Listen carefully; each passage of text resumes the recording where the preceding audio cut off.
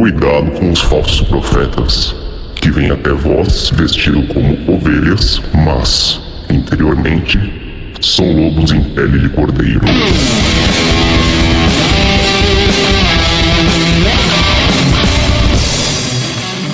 Galera, estamos aqui em Pele de Cordeiro, o podcast oficial do Lupus em Fábula. Eu sou o Kussamitri e não acredite em nada do que você vai ouvir a partir desse momento. Hoje eu tô aqui numa mesa interessante, eu tô aqui, como sempre, né, com os meus irmãos e companheiros de jornada, Rodrigo Grola. É nóis. Feliz 2024 para todo mundo. Mr. Keller. Saudações, senhoras e senhores. Começamos mais um ano, vamos aí. Exato. E a gente tem também aqui na mesa alguém, a gente resolveu trazer alguém que entende dessa parte de biologia para poder falar um pouquinho melhor desse assunto. Nosso grande amigo Paulo Gaio. Vocês estão bonzinhos? Bom ou não? E como o Grola, o Keller falaram aqui, feliz 2024 para você que chegou nesse ano, depois de todas as intempéries de 2023. Estamos aqui seguindo com a jornada, que pode ser difícil, mas a gente não para nunca. E a gente vai hoje conversar um pouco sobre ayahuasca. A gente teve várias perguntas, vários comentários sendo feitos aí nos grupos que a gente faz parte. E aí a gente resolveu ir um pouco mais a fundo, porque em vez de a gente só falar sobre experiência, a gente quer falar um pouco sobre a parte técnica de como é que isso acontece no teu corpício quando você toma ayahuasca. Entender o que acontece, quais são os processos biológicos que acontecem no teu corpo e que dão os efeitos, né, que a gente conhece aí da ayahuasca. Então, a gente vai falar sobre isso, mas antes, nossos pequenos recados aí. Vai lá, manda aí, Grola. Não vamos nem fazer vinheta aqui, porque aqui é o primeiro do ano, aqui a gente vai levar mais direto as coisas. Galera, é o seguinte... como todos vocês sabem, o Lupus em Fábula é um podcast, entre aspas, menor em termos de volume, não em termos de conteúdo, aí isso é questionável. Mas aí você está sendo arrogante, foda-se. Vocês sabem aí, quem escuta a gente sabe o perfil dos nossos trabalhos, o perfil das coisas que a gente faz e tal, e basicamente ainda é um podcast menor, porque a gente não tem volume de apoio suficiente para conseguir manter uma frequência maior, de mais episódios por mês, de produção, exatamente, certo? Então, o que a gente está aqui? Estamos aqui convidando você, mais uma vez, para nos apoiar, certo? A gente tem, comparado a muitos outros programas, a gente tem uma quantidade muito pequena de apoiadores, basicamente hoje o que a gente capta de recursos é aplicado na edição, e hospedagem, tá? Seja de podcasts, de outras coisas, certo? A gente, como todo mundo sabe, a gente parou com o YouTube, porque o YouTube no Brasil não dá dinheiro para ninguém. Quer dizer, dá dinheiro para se você pula em piscina de Nutella ou faz coisas idiotas. E aí, quem conhece a gente sabe que a gente não vai fazer essas merda, certo? Então, a gente precisa realmente de mais apoiadores, certo? Temos lá o catarse.me/lifhod, LIFHOD, e a gente queria convidar vocês a nos apoiar. Mas pode ser com 10 continhos? Pode. O pessoal pensa que o 10 continhos seu que você está apoiando por mês junta com o do outro, a gente consegue volume. A gente queria ter um crescimento maior, mas para isso a gente precisa de grana, certo? Então, para você que gosta do que a gente faz, para você que acha uma babaquice ficar vestido de elfo dançando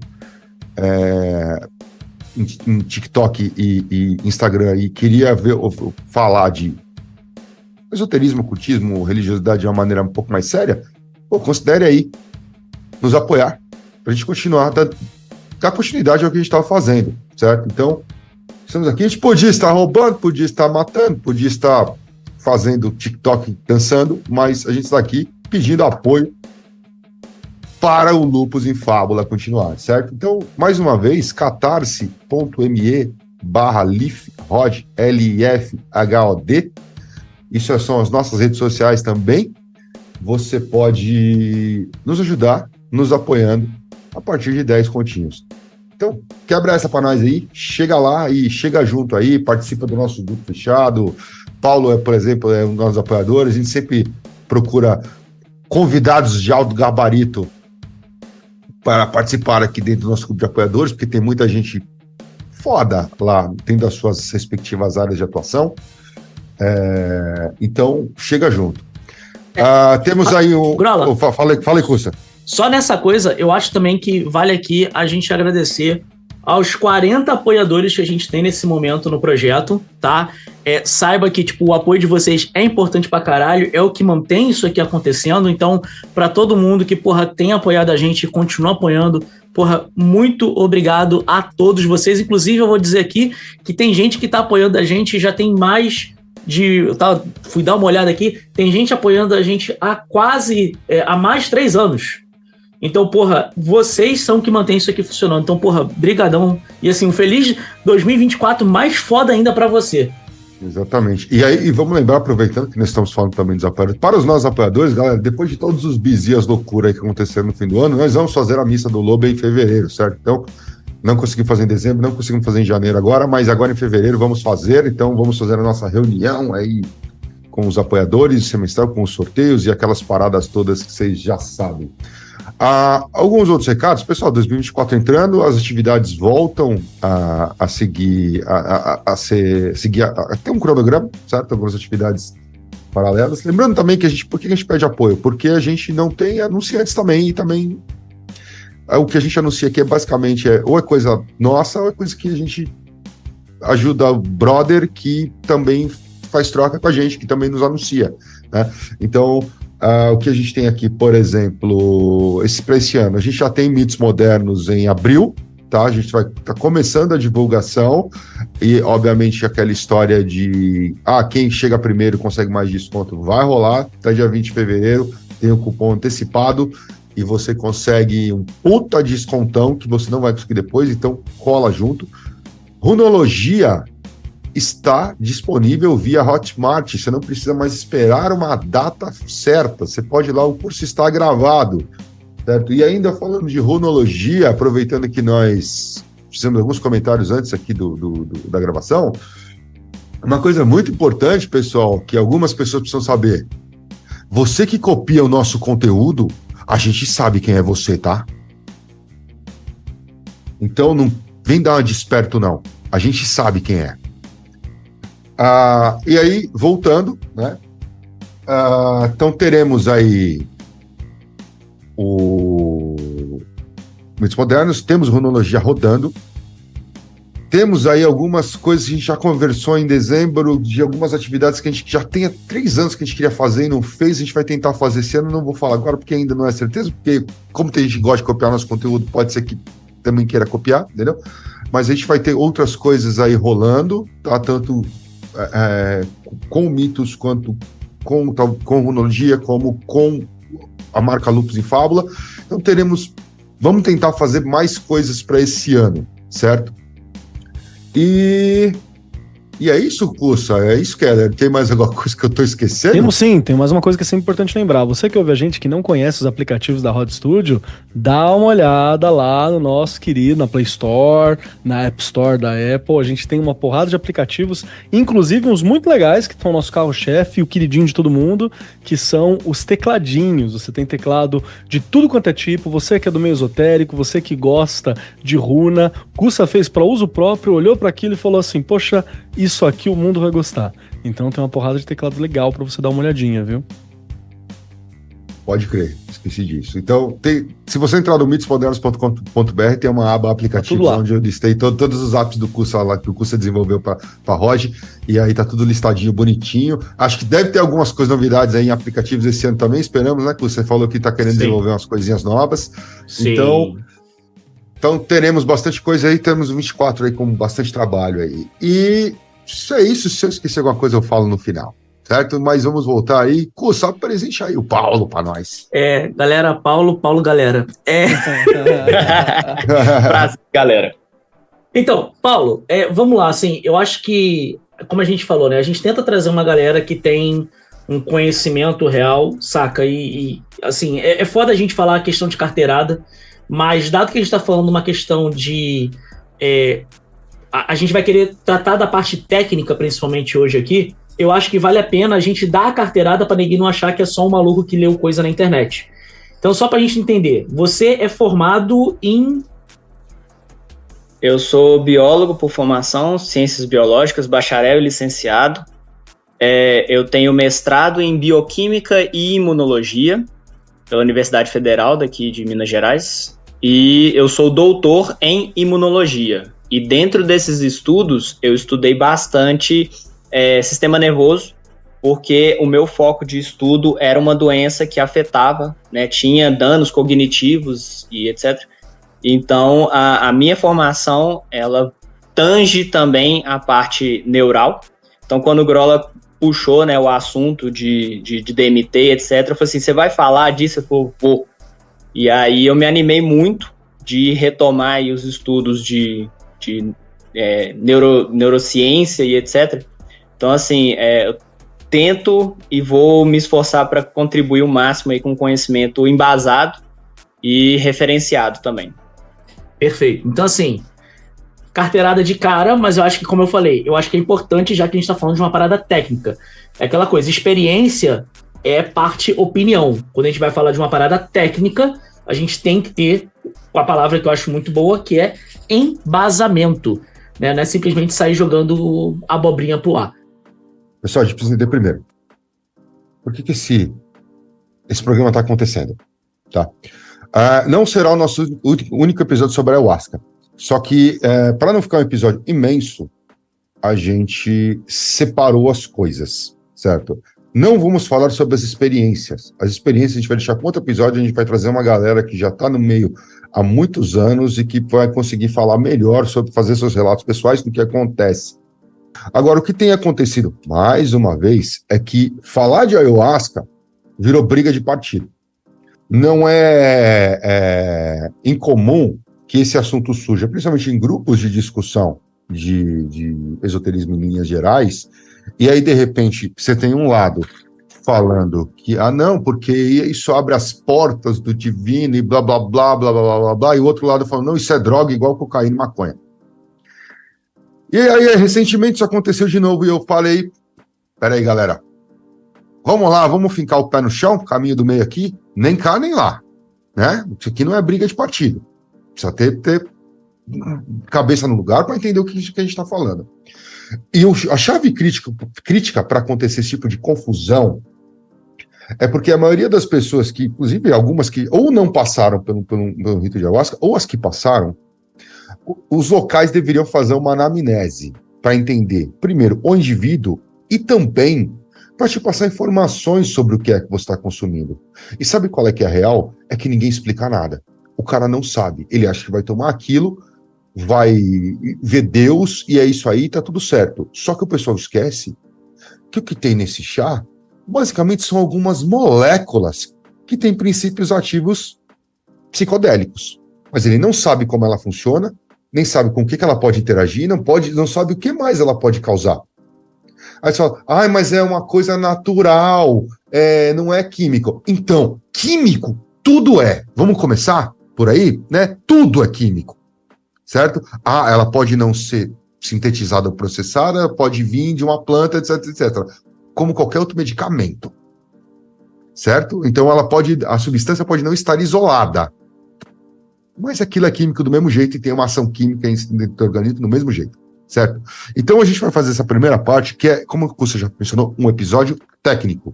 Aqui a gente vai falar, basicamente, como esse negócio funciona, por que ele funciona, o que ele faz.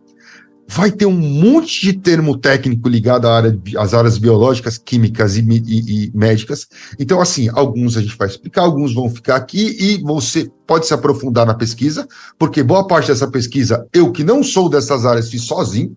E aí o Paulo, essa semana entrou, a gente trocou uma ideia rápida e falou, porra, Paulo, vem com a gente. Ele ajudou aí caçando mais pesquisas e o Caramba 4 acrescentou muito na pauta, mas o fato de eu ter feito muito isso aqui sozinho indica que qualquer pessoa podia ter pesquisado, certo?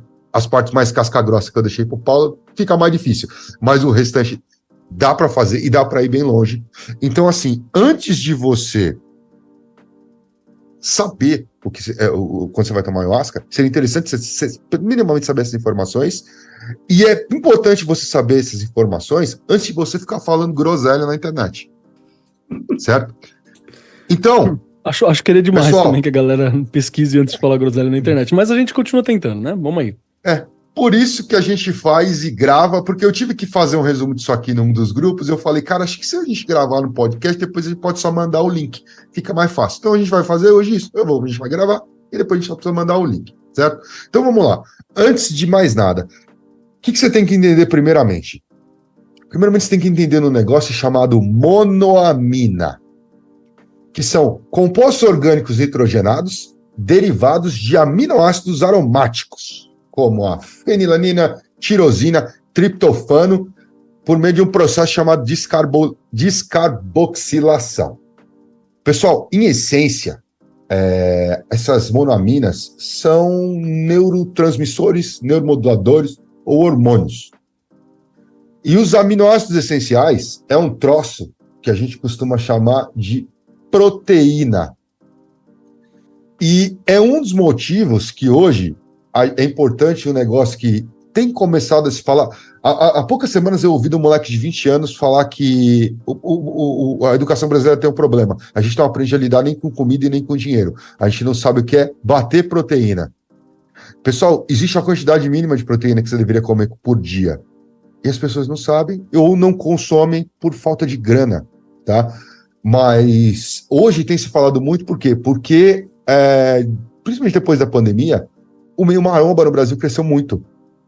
E quando você puxa ferro, você precisa bater proteína. Então é por isso que a gente começa a consumir a quantidade alta de carne, whey protein e mais N outras proteínas que dizem que não é tão boa ou tem outros efeitos que não são tão interessantes, mas o whey, por exemplo, é mais famosa. Porque a gente bate proteína, porque a gente precisa disso. Para construção, porque é basicamente a matéria-prima que vai construir neurotransmissores, vai construir musculatura, vai deixar seu cabelo bonitão, sua unha bonitona, saca? Tudo isso é por causa de proteína, que é um conjunto de aminoácidos essenciais. Está relacionado ao bem-estar geral do teu corpo, certo? Agora, algumas do que a gente chama de monoamina endógenas, que são fabricadas pelo seu próprio organismo. Dopamina, que atua no sistema nervoso do organismo para regular movimentos voluntários, humor, memória, atenção, prazer e outras coisas. Produzida principalmente pela substância negra, que está localizada no mesencéfalo, no SNC, Sistema Nervoso Central. Pessoal, a partir de agora, o Sistema Nervoso Central é SNC, para ficar mais fácil. Certo? Epinefrina, também conhecido como... Eu não lembro se é noradrenalina ou adrenalina, mas enfim, acho que não. A noradrenalina gera a adrenalina. Então, enfim, mas a epinefrina também é conhecida como adrenalina. É aquele hormônio que está ligado com o bater ou correr. Quando você toma um susto, você precisa socar seu amiguinho e sair correndo. Então é ela que entra em ação. Ela, joga, se eu não me engano, joga o sangue para seus músculos e tal, deixa você na pira de enfiar a mão na cara do seu amiguinho ou sair correndo dos dois caras em cima de uma moto. Produzido pelas suprarrenais. A melato, que também está ficando famosa nos últimos anos, porque era proibida no Brasil, foi liberada, a melatonina, que é a função de regulação do sono. Então a galera toma e dorme, 12 horas seguidas, tá ligado? A função de regulação do sono, todas elas são produzidas. Mas tem uma que, para você entender o que faz a ayahuasca, você precisa entender muito bem desse neurotransmissor, que é um negócio chamado serotonina. Pessoal, eu só vou deixar um parêntese antes, que nem todo transmissor é derivado de aminoácido, tá? Alguns neurotransmissores vão ter outras categorias. E é importante você entender que irregularidades nesses neurotransmissores podem gerar distúrbios emocionais, como, depressão, ansiedade, etc, certo? Mas agora a gente vai dar uma pausa na ayahuasca para falar... Fala, Cussa. Não, eu acho que essa última parte que você falou, ela é bem importante, tá? Que é uma das nossas críticas que a gente faz em relação a vários lugares que, fazem o consumo de ayahuasca e não fazem uma anamnese corretamente, é justamente por causa desse problema aqui no final, porque, você pode ter pessoas que, dependendo do tipo de alimentação que ela tem, dependendo de se ela toma algum tipo de medicamento, todo esse tipo de coisa pode interferir no processo, o processo químico que a gente vai falar já da ayahuasca, como é que ela age no organismo, e que isso pode causar problemas piores. Então, tipo, talvez uma pessoa que está tendo depressão, ela está, de repente, tomando um determinado tipo de remédio que vai afetar o comportamento da DMT, né, que é o composto químico ativo, principalmente, da ayahuasca. Como é que isso age no corpo por causa dos remédios? E aí, em vez de você, de repente, ajudar a pessoa que está com depressão, você está piorando a situação dela. Então, assim, essa é uma parte importante, é entender que, primeiro, a ayahuasca ela tem um processo de preparo que, se não for feito corretamente, pode gerar justamente esses tipos de irregularidade que a gente está falando, e que o processo de anamnese é extremamente importante para que a pessoa tenha ciência e veja se isso pode afetar ela de uma forma ruim ou não. É importante lembrar, então, no fim das contas, que a pegada é, o processo de autoconhecimento da ayahuasca, ela começa bem antes de você tomar ayahuasca, tá ligado? Você tem que se conhecer, tem que passar minimamente por um rolê médico, tem que entender como é que algumas coisas funcionam no seu corpo. É legal se você já tiver feito uma certa bateria de exames para você entender o que você tem. Não é para todo mundo em qualquer situação, sabe? Não é um suquinho, que suco que você faz e vai dropando, né? É uma parada um pouco mais cuidadosa. Ah, mas eu não ligo. Beleza, só que aí a gente tem a série de problemas que pode acarretar e que a gente vai conversar aqui em algum momento. Então todo esse rolê de autoconhecimento, ele começa antes de você sentar para participar de um rito. Importante lembrar. Resumo do comecinho, pessoal. Monoaminas, neurotransmissores, certo? Serotonina. Paulo, o que é a serotonina e o que ela faz, mano? Tá, então a gente tem a serotonina, que na verdade é um nome mais comum do neurotransmissor. Na verdade, ele se chama 5-hidroxitriptamina, ou 5-HT. Ela é uma molécula que a gente vai chamar os receptores dela de 5-HT. O 5-HT vem porque o nome original dela é esse, né? 5-hidroxitriptamina. Então, quando a gente começar a conversar, esse nome veio daí. Mas serotonina para os íntimos. Então, a serotonina é um neurotransmissor que ele está muito vinculado à parte de ficar de boa. Então, assim, quando você tem a serotonina começando a levantar, você tem modulações de agressão, você tem a pessoa ficando mais zen, mais tranquila. Então, na falta disso, às vezes a pessoa fica muito irritada, fica muito brava. Então, a serotonina tá para poder regular a agressividade. Ela também faz outras coisas, ela pode ajudar a regular a temperatura do corpo, ela ajuda no sono. Em alguns pontos, ela pode estar relacionada com o impulso emético, que é o impulso de vômito. Ela pode estar relacionada também com o apetite. Então, as pessoas que têm desregulação de apetite pode ter desregulação desse neurotransmissor. Então, assim, ele por si só, ele faz muita coisa. Ele tem muitas atividades. E as básicas, e as que a gente mais costuma ouvir falar, é bem essa. É humor, sono, apetite, ritmo cardíaco e temperatura corporal. Então tá. Então a gente tem a serotonina como um neurotransmissor. Por que neurotransmissor? Porque as células do sistema nervoso, elas precisam conversar. Então, fazendo analogias antropomórficas, então uma célula conversando com a outra, ela envia um sinal. Ela recebe um sinal e transmite esse sinal. Como é que ela faz isso? Ela vai ter uma despolarização da membrana dela, isso é uma parte elétrica. Essa despolarização, ela comunica o axônio ao dendrito, então a parte de cima da célula, que a gente chama de cabeça, até a cauda dela, isso é uma parte elétrica. No finalzinho vai ter um canal de cálcio, vai entrar cálcio na célula, isso vai conduzir vesículas que têm serotonina para o final da membrana. Essa serotonina é liberada entre um espaço de célula a célula, que é chamada de fenda sináptica, isso é muito importante pontuar. Então você tem nessa fenda sináptica a liberação desse neurotransmissor. Esse neurotransmissor vai se ligar a um receptor. Esse receptor, tendo essa neurotransmissor ligado, ele vai transmitir uma informação. Tá, então, como é Paulo, feito... Paulo, só uma dúvida. Quando a gente fala que, por exemplo, a serotonina tem que estar biodisponível, essa transmissão, essa captação, ela fica disponível na fenda sináptica, né? Isso, é porque a distância entre uma célula e outra ela é muito pequenininha. Eles estimam entre 20 a 40 micrômetros. É uma distância mínima. Então, assim, como eles não ficam justapostos, existe esse processo de conversa, tá? Existe célula que fica ligada uma na outra.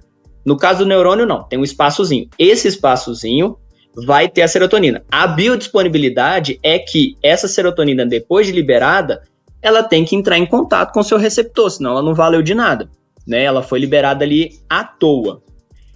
Para receber essa informação, você tem esses neurotransmissores. Então, vamos colocar que você envia uma carta pelo correio. Então, você fez o envio da informação, o correio vai e transmite isso para sua casa. Se não tiver ninguém para receber, a mensagem ficou vazia. Mas tem o receptor, e os receptores são os receptores 5HT. Aí entra a parte que começa a expandir. Então, se até aqui você conseguiu me acompanhar, beleza. Se você não conseguiu me acompanhar, eu sugiro que você pegue o mínimo de ilustração na internet sobre fenda sináptica, neurotransmissão. Tem desenhozinhos muito didáticos, muito legais, muito bacanas para você compreender isso. Então, seguindo, você teve lá o sinal para enviar a informação, a serotonina foi liberada na fenda, foi recebida por um receptor. O receptor de serotonina não é só um. Então, não é uma ligação de ponto a ponto. É aí que está o balé de gato, pessoal. Porque quando a gente escuta falar desse tema aí, seja na TV, em podcast Caramba 4, você tem o neurotransmissor e o neuroreceptor. Aí, quando eu vou estudar, e aí, por isso que eu vou falar com o Paulo também, eu falei, peraí. Bom, primeiro que cada neurotransmissor tem um receptor diferente. Eu falei, não é um só? Não.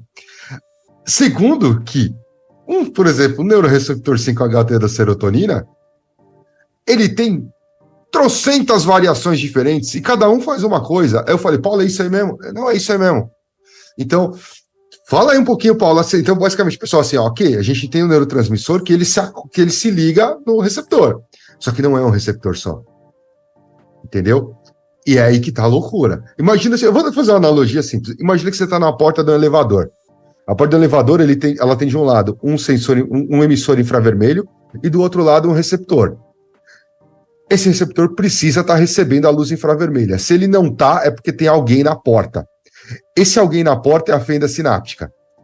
Agora, você imagina que você tem um elevador que tem 12 receptores diferentes.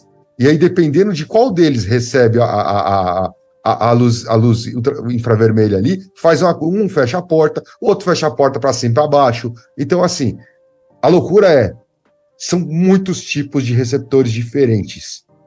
Dá uma geral nisso aí, Paulão. Então, são conhecidos 14 receptores de serotonina. Eles são divididos em famílias. A gente chama de família pelo seguinte, eles têm uma estrutura básica e pequenas variações. Tá, e aí você teria que, joga na internet, receptor, porque assim, é uma coisa que ela vai ter uma informação que vai ficar para fora da membrana da célula e uma parte que vai ficar dentro da célula. Ele vai fazer uma comunicação. Então, quando o receptor recebe esse neurotransmissor, ele desencadeia uma resposta. Sendo 14, então, por que tem 14? Cada um vai gerar uma função.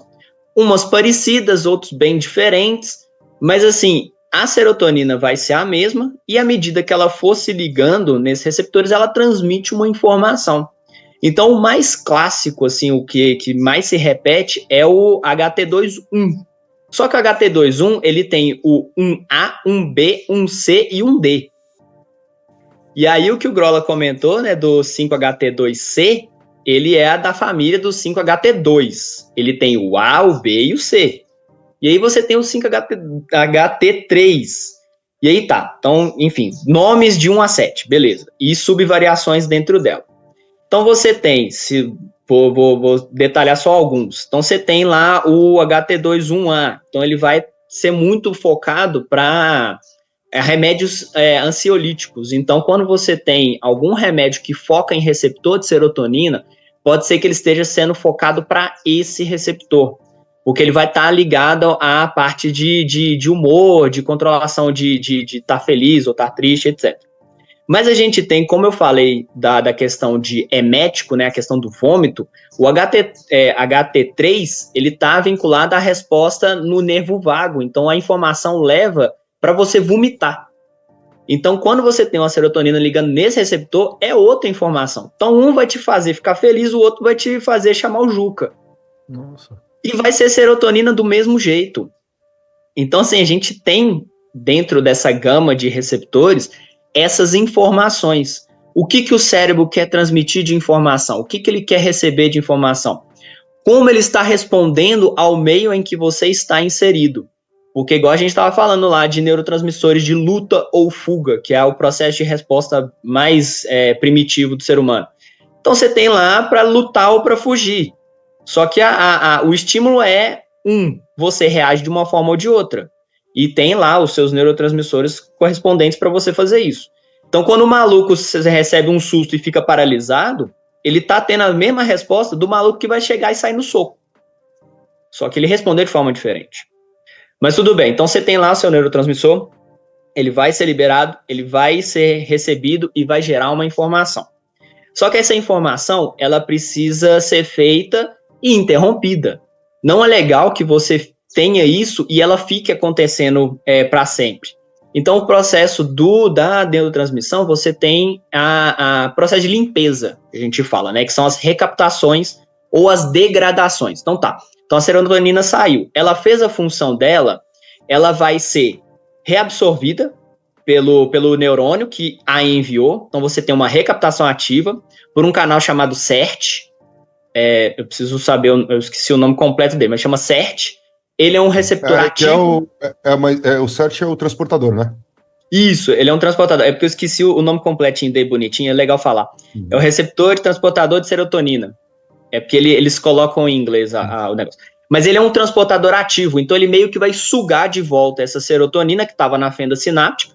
E o que ele pode fazer? Ele pode digerir ela, ou ele pode revesicular e liberar de novo. Ou então, você tem um outro processo de liberação dessa serotonina que é por difusão mesmo. Então, ele está ali na fenda, ele vai e vai embora. Simplesmente ali pelo meio citosólico e vai embora. Ou então, ele é digerido pela monoaminoxidase. E essa é muito importante. O Grola vai falar dela e ela vai ser muito importante para a nossa conversa. Então, você tem essa enzima, monoaminoxidase. Todo final ase indica enzima. Então, essa enzima, ela vai ser liberada, ela vai se ligar a essa serotonina e ela vai quebrar. Então, ela vai perder a sua atividade. Então, tá. Então, você tem lá a liberação, você tem seus processos de limpeza e você vai ter os processos de recaptação, que foi o que eu falei, né? Aí eu fiquei redundante, mas é isso mesmo. Então, você tem absorção pela recaptação, você tem a digestão pela monoaminoxidase, ou você tem a dispersão pelo meio citosólico. E aí tá. Se esses processos não tiverem ok, você pode ter distúrbios. O que acontece? Se você tem pouca serotonina sendo liberada, então, no caso, o seu neurônio que envia a mensagem está produzindo pouca serotonina. Então, vai ter pouco sinal serotoninérgico. Então, o que isso pode fazer? Pode dar desregulação de humor. Então, a pessoa pode estar tendo um processo depressivo, porque não é só a serotonina que vai estar envolvida, mas a gente está falando só dela. Então, ela pode estar envolvida em distúrbios de humor, porque está faltando serotonina. Isso pode causar também alterações de sono, a pessoa pode ter dificuldade de dormir, etc. Outra coisa que pode acontecer, você pode ter pouco receptor de serotonina. Então, você está ali tendo pouca recepção. Então, está enviando serotonina, mas não está sendo assimilada. De novo, os mesmos processos. Você pode ter pouca assimilação, isso tem pouca informação sendo passada. Então, se o sujeito está tendo um processo de depressão, o que você vai fazer? Você vai dar muita serotonina para ele? Às vezes falta receptor. Então, você tem que trabalhar a captação pelo receptor. Então, ele tem que ficar com a serotonina mais biodisponível. Se ele tem pouco receptor, ela tem que estar ali tempo suficiente para a informação ser transmitida. E aí você tem medicamentos que vão fazer isso. Ou então, se o sujeito tem receptor suficiente, mas não tem serotonina, você tem que ter um indutor de serotonina. Então, o médico que vai prescrever isso, ele tem que ter muita consciência do que o paciente dele está sofrendo. Tá com distúrbio de humor? Pelo quê? E aí entra aqueles problemas de você ficar testando remédio até se dar bem com um. E tem um outro problema, é você ter serotonina, você ter receptor, mas você ter um tempo prolongado dessa serotonina em ligação. E aí você tem a síndrome de serotonina. Essa síndrome é muito importante porque, a nível médico, o médico que dá 2 medicamentos que têm interação medicamentosa pode causar esse distúrbio. Aí você vai ter um paciente que vai tomar um remédio e ele vai ter uma convulsão, ele vai ter taquicardia violenta, ele vai ter aumento de temperatura, e aí o cara pode vir a bater as botas. Ou ele pode ter, sim, sérios problemas. Então, a interação medicamentosa ela é muito importante na hora que você vai tratar com serotonina.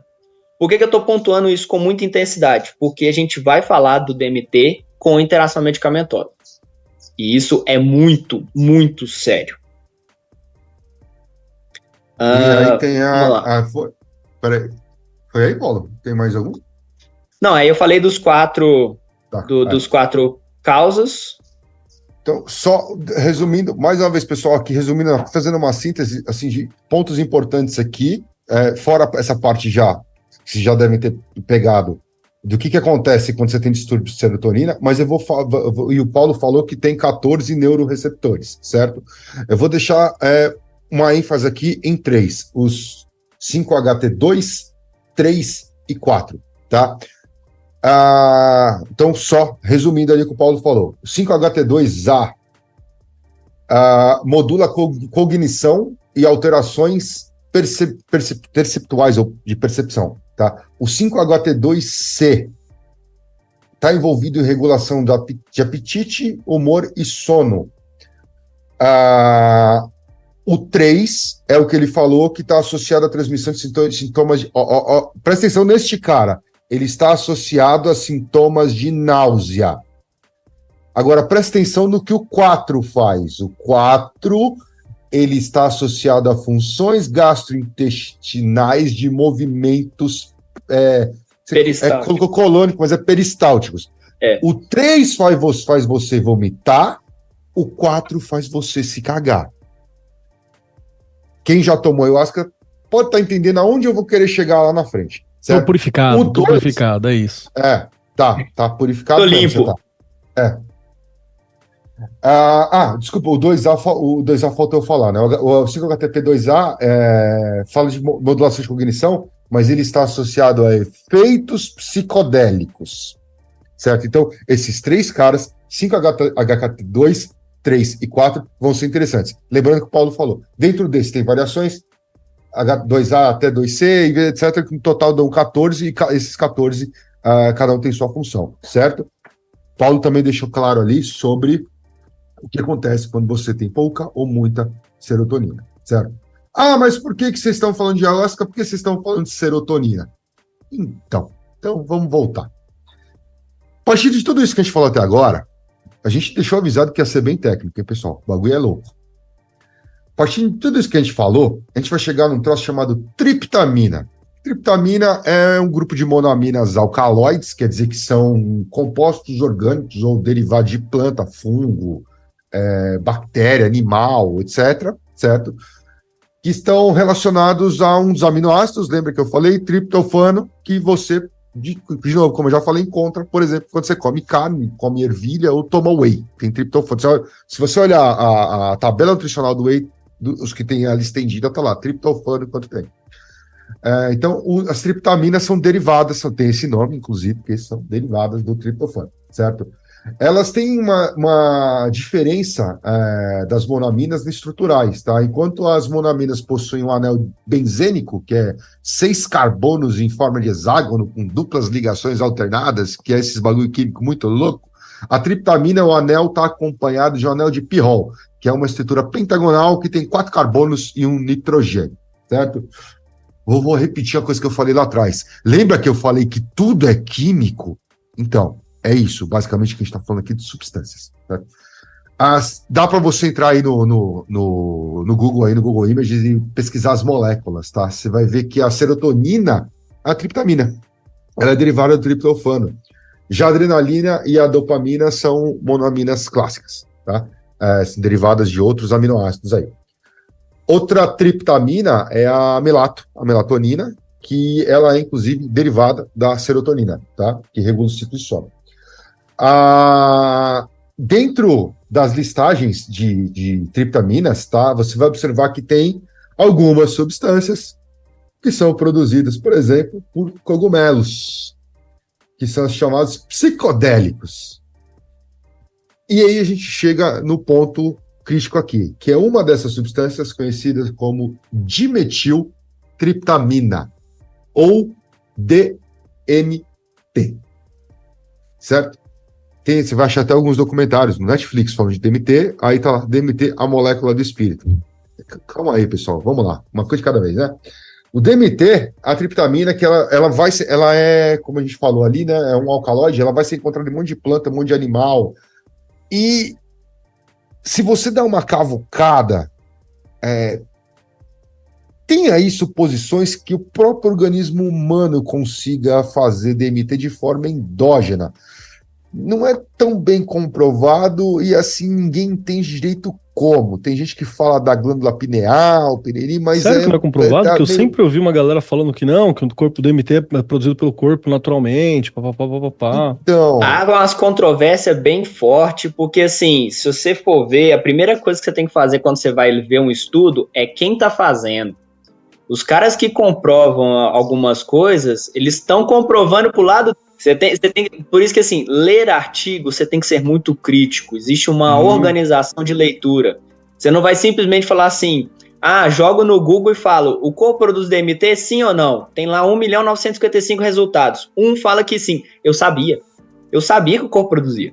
Então, assim, você pega pelo que vai te dar o viés. Então, assim, muito cuidado. Eu não estou falando que não produz, nem que produz. Mas quando ler alguém comprovando... Presta muita atenção em, principalmente, qual grupo de pesquisa é. Às vezes o cara trabalha com isso, tem alguma coisa de tomar o seu chá e etc. Então o cara tá puxando a sardinha para ele. Sim, acontece muito. Inclusive isso que o Paulo falou, acho que vale a pena um pequeno detalhe, tá? Não é só... Além de tudo isso, tem que ver qual é a fonte. Tipo assim, tem revista, tá? Científica, e para quem está olhando aqui, tipo, tá vendo fazer aqui com aspas com os dedos, tem revista científica que é muito fácil você publicar um artigo. Você paga os caras e teu artigo é publicado. Não tem revisão, não tem review, não tem porra nenhuma. É assim, você pagou, você é publicado. É uma revista de notoriedade no meio científico? Não. Mas aí a questão é, para quem não tem conhecimento, vai falar assim, mas aqui, a revista, o artigo foi publicado. Artigo ser publicado também não significa que ele está correto. Beleza, o famoso papel aceita tudo. Porque aqui, assim, só para dar uma recapitulada e também ver se eu estou entendendo. Tem alguns mitos clássicos da ayahuasca que já está sendo quebrado aqui a partir do viés químico. O primeiro deles é uma obrigatoriedade, por exemplo, do rolê de passar mal e tal. Pelo que a gente está vendo, pode ser a forma do feitio que faz aquilo, isso ser mais intenso ou não, porque eu não tenho um controle sobre qual tipo de serotonina que está vindo e como que está sendo recebido. Isso também? Peraí, não, porque a ayahuasca não tem serotonina. A gente vai chegar nisso mais pra frente. Bom, beleza. Então DMT, só corrigir o termo, mas o raciocínio tá indo bem, vai lá. Tá, porque assim, tem uma coisa que, não, você tá sendo purificado. Às vezes não é necessariamente porque tá purificando, então, é porque a forma do feitio fez com que aquela determinada substância se ligasse àquele determinado receptor e tivesse determinada reação. Isso tem mais a ver com o feitio. Não é o feitio. Tá bom, vamos ver o seu organismo. Essa é a minha dúvida também, mas beleza, vamos ver isso aí depois. A outra questão que eu acho que a gente levantou, que já é bem importante, é porque isso é basilar em todo o rolê de ayahuasca que eu fui, que assim, não tem problema tomar ayahuasca porque o teu corpo também produz DMT. Você só está aumentando ou colocando um pouquinho mais. Eu sempre ouvi essa ideia e você fala, não, beleza, né? Firmeza, a galera tá falando, galera tá tomando esse bagulho aí tem 25 anos, então deve tá ligado do que tá acontecendo. Então já vi que não é comprovado, não é ponto pacífico. Tem discussões a respeito sobre a produção de DMT pelo corpo ou não, certo? Sim.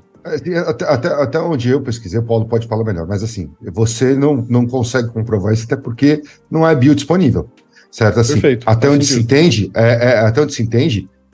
se o corpo humano produziria, a DMT, seriam situações extremamente específicas. Uhum. E a pessoa fala, olha, muito provavelmente ele só produziria para deixar isso biodisponível em experiências de quase morte.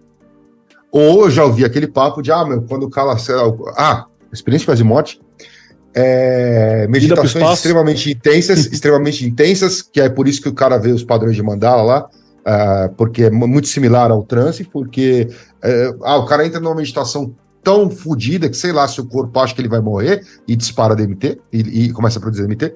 E uma outra seria, o cara é suicida, o cara pula do prédio. Antes dele bater no chão, ele já tá... Entrou DMT, ele já tá brisando. Então seriam isso. Só que isso faz o quê? Você só conseguiria detectar a presença do DMT nessas situações. Não Fora dá pra isso, fazer em laboratório com facilidade. Não, biodisponível não tem. É isso aí, Paulo? Seria essa a sua posição? Tem essas também, e tem uma outra que vai cutucar uma galera, que é no parto. Diz que a mulher, quando ela tá em situação de parto lá, assim, quando tá no ápice... quase morte, né? Não, existe um termo entre doulas que chama partolândia. Isso eu presenciei na minha esposa quando ela tava parindo. Chega uma hora que a mulher tá ali num estresse violento, ela desliga. Eu olhei pra minha esposa desligada, olhei pra médica e enfermeira, olhei pra doula, ninguém fazia nada. Eu falei, então beleza, tá tudo bem. Dali a pouco, daquela paz profunda, ela voltava gritando e desesperada naquela situação lá de parto. Então, assim, há quem diga também que tem função dessa possível DMT no parto. De todas as formas, não é recreativo, nem comum, nem fácil de acessar. Porque ou é meditação profunda, isso não acontece se você começar a meditar, 2 dias, ter um filho, que você também não dá pra fazer toda hora, né? Tem um trabalho, tem um processo aí.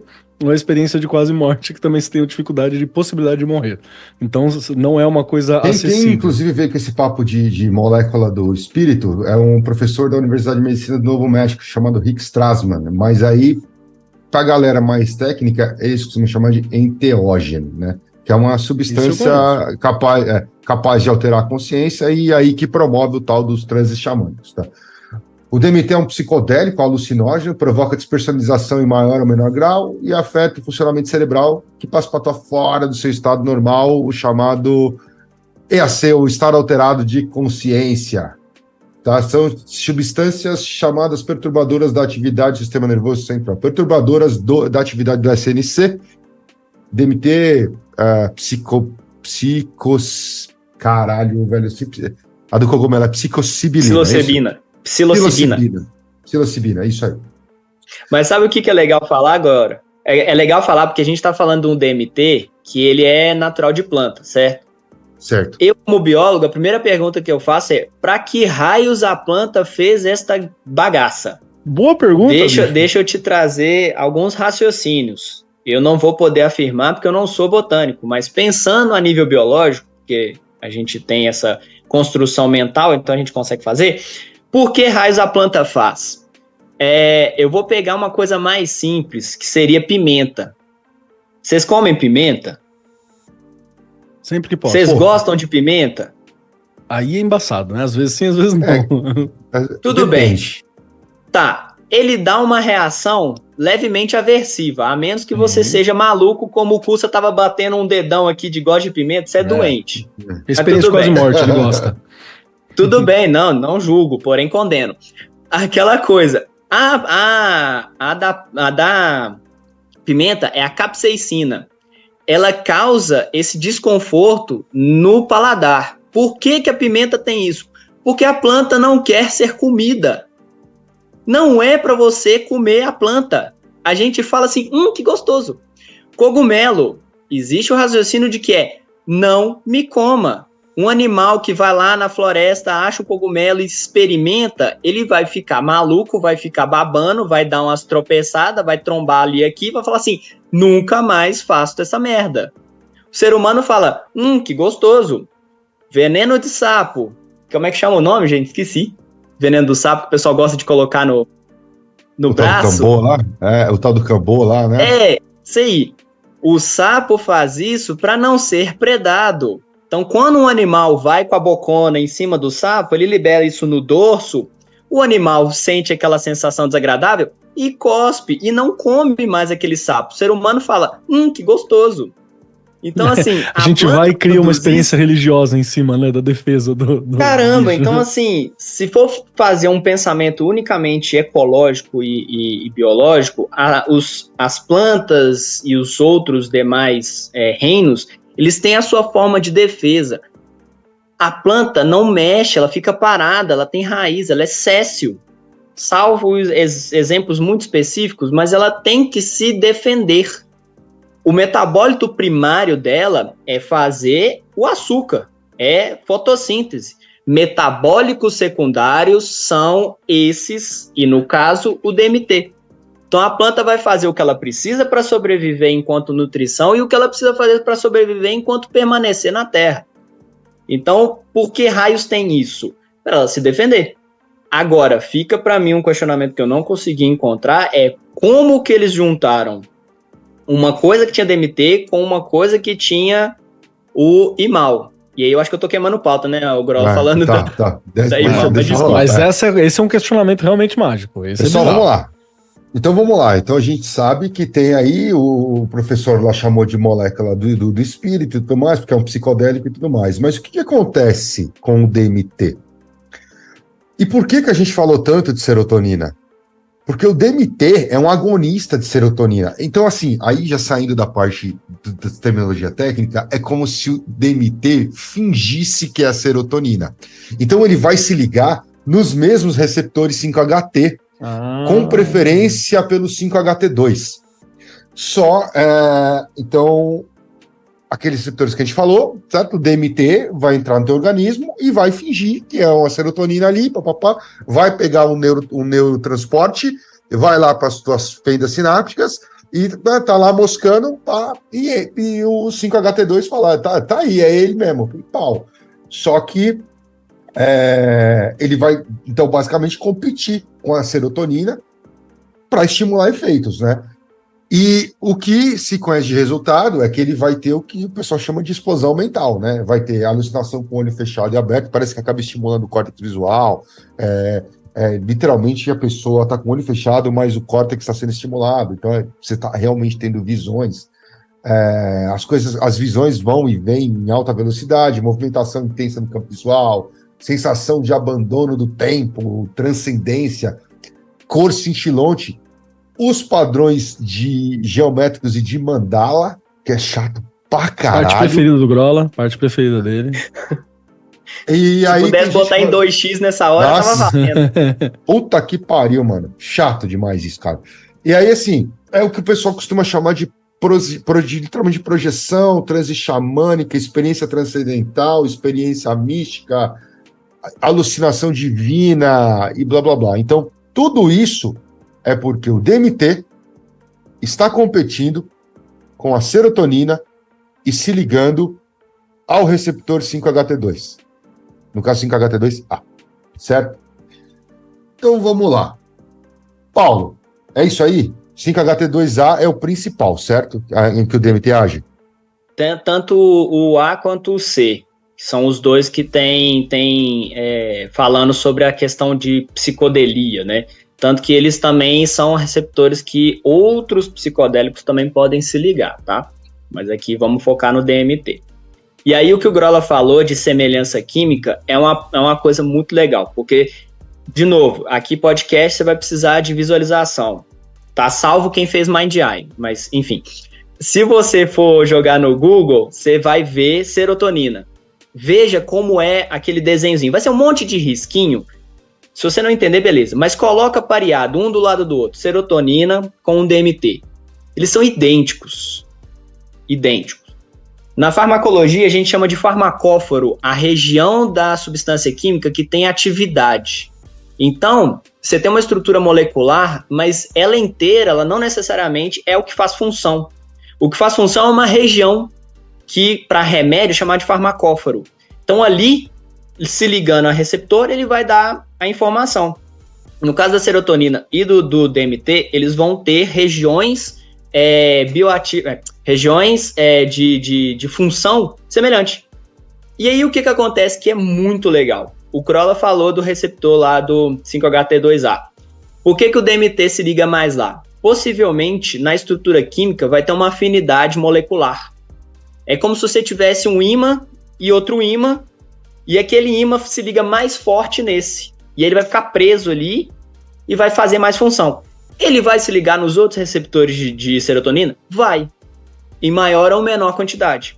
E aí, Keller, eu entro numa coisa que eu queria responder você. Na parte de fazer limpezas, vômitos e evacuações. Aí você pode escutar uma história do seguinte: eu conheço um sujeito que ele não vomita. Eu acho que ele é resistente. Essa fala é muito correta, porque pode ser que dentro do sistema dele ele tenha menos desse receptor e o DMT está menos afinizado com ele. Então aquele sujeito resistente... Eu passei mal pouquíssimas vezes, assim, e mais, normalmente eu passo mal, mas não chego a ficar igual botando tudo pra fora igual um doido. E aí, desculpa entrar nessa fala, Grola, mas assim, em questão espiritual é como se eu virasse pra você: não, Keller, você é mais evoluído, você faz menos limpeza. Acho que não sou não, hein? Mas beleza. Mas é difícil, cara, porque o cara tá atribuindo um rolê espiritual a partir de uma relação que não é, né? É difícil. Ele tá fazendo uma associação direta. Eu entendo que se eu ponho pra fora, eu tenho coisas ruins. Isso é muito errado. Coisas ruins, no caso, são coisas que você ingeriu que são ruins. Se você tem uma intoxicação alimentar, você não tá com traumas sendo colocados no vaso na hora de vomitar. Você comeu uma coisa estragada. Perfeito. E pronto. E aí, se você tem uma intoxicação alimentar e não põe pra fora, você morre. Só um espaço. Perdão. Só um espaço, Paulo, que é pra falar que esse momento aqui a gente tá deixando bem claro que existem algumas doutrinas que é compreensível que elas surgiram no momento em que você não tinha esse conhecimento científico. Essas doutrinas, essas visões, essas narrativas sobre um resultado. Beleza. Só que, cara, já tem um tempo que a gente tem acesso, né, a esse tipo de informação. Já tem um tempo que essa informação está sendo divulgada, então tá na hora da gente tentar rever algumas coisas. Porque partindo desse pressuposto, alguém que tem esse corpo que não tem a mesma resistência é taxado às vezes com alguém que precisa da limpeza, precisa de evolução espiritual, que não tá evoluído, que é uma pessoa suja, né? Você tem como ter uma visão do cara e não, só o corpo do cara que funciona desse jeito, e não há nada que ele pode fazer às vezes, ou pelo menos que ele tenha conhecimento para rapidamente resolver isso. Então é só pra gente entender um pouco como não ter um conhecimento científico a respeito pode fazer com que a gente faça algumas pressuposições que são julgadoras e no mínimo erradas, né? Perdão, Paulo. Não, mas é isso mesmo. E aí o sujeito tá lá tendo seus processos de limpeza e a gente tá lá, fala assim: ó, que bacana, o cara tá pondo pra fora. E ele tá só tendo uma reação química ao que ele ingeriu. E aí isso é uma forma de ver que tá deturpada, mas é como você falou, é a interpretação de momento. Ele tá ali presente, tá vendo, e aquela coisa se significa. Né? Você responde aquilo lá. E pronto. Mas existe uma outra questão. Aí a gente precisa conversar que, no caso, quando você tem as ligações, elas vão acontecer por um tempo. E aí você vai ter aqueles processos que eu citei de limpeza do neurotransmissor. Então você tem a produção de serotonina e a ligação dela, depois ela tem que ir embora. Só que aí você faz o quê? Você ingerindo DMT, que é esse análogo de serotonina, ele vai fazer a mesma coisa. Então se eu pego o DMT puro e te dou, ele vai fazer o efeito dele e vai embora. Como é que a gente faz isso permanecer em efeito? Mais uma pergunta, quanto tempo dura o efeito normal do DMT? Tipo, ingerir um DMT agora sem o IMAL, sem nada. Tem uma ideia de quanto tempo costuma durar? Existe uma variação de alguns poucos minutos a 15 minutos. É uma coisa que ligou, funcionou, foi embora. Perfeito. É bem rápido. Muito rápido. Mas tem as experiências em geral, normalmente. Só que é tão sutil, é sutil e rápido. Entendi. É sutil e rápido. Vai acontecer, vai ter aquela coisa, mas você não vai durar naquela experiência. Não dá tempo de você criar uma narrativa, perceber, experimentar. Ô Paulo, eu conheci gente que tomou de outros jeitos e falou que de sutil não tem nada. Ela é rápida, mas de sutil não tem nada. Aí vai ser da quantidade, porque aí o cara tomou e aí você tem, sei lá, 1 milhão de receptores, você estimulou todos os 1 milhão de receptores ao mesmo tempo. Show. Aí você tem um... Pá! Resumindo, vamos lá, receptores, certo? O 2A cria o efeito psicodélico. O 5-HTP2, 3 e 4 fazem você se cagar e você vomitar. Eu tinha na cabeça que eu achava que essa coisa da limpeza do ayahuasca era por outras substâncias que continham na planta. Aí agora, com o Paulo me explicando os receptores, eu descobri que não, pode ser o próprio DMT que faz isso também. Eu achava que era o feitio, que dependendo da forma como foi o feitio, você tinha, sei lá, passou... Porque assim, a gente tinha tem um amigo, né, que é próximo, que tinha mais contato, a gente não tem tanto, que ele era cervejeiro e tal. E ele falava que tinha alguma coisa ali que parecia uma cerveja que passou do ponto quando foi feito, no cheiro, numa percepção. A percepção dele, eu caguei pra cerveja, não entendo cerveja, não percebo diferença nenhuma. Se você me der uma Itaipava, uma Sol e uma cerveja de monges caputinhos, eu não consigo falar a diferença entre uma e a outra. Então, ele falando isso, aí eu fiquei com essa na cabeça. Falei, será que você não passa mal porque, sei lá, ferveu de uma forma diferente? Fermentou demais. Passou do ponto. E aí, pelo que vocês estão falando, então, não tem jeito. Vai estar no DMT e é roletão. É sorte sua, não. Embora os trabalhos que o Paulo me passou aqui, eu estava dando uma olhada ali nos outros sites também, falam que, assim, a ligação com o 3 e o 4 é muito menor. Mas, assim... sabe aquela chama efeito colateral? É igual medicação. Você toma para um negócio, ela faz os efeitos em outro também. É a mesma coisa. Por quê? Mas aqui tem uma lógica, tem uma possível lógica. Tá? A gente não está falando porque não afirmam nada nos estudos que a gente viu. Mas, parando para analisar, a possibilidade porque assim, ele não é receptor específico a ponto de não se ligar a mais ninguém. Existe terapia, eu vou dar um exemplo de terapia de câncer, que o medicamento vai exatamente na célula que precisa, no receptor que precisa, e ela é muito específica, ela vai caminhando da ingestão até onde ela tem que atuar. A maioria dos remédios, elas vão, então você faz a ingestão gástrica, ela vai ser absorvida, ela vai ser distribuída e ela vai para onde ela for levada.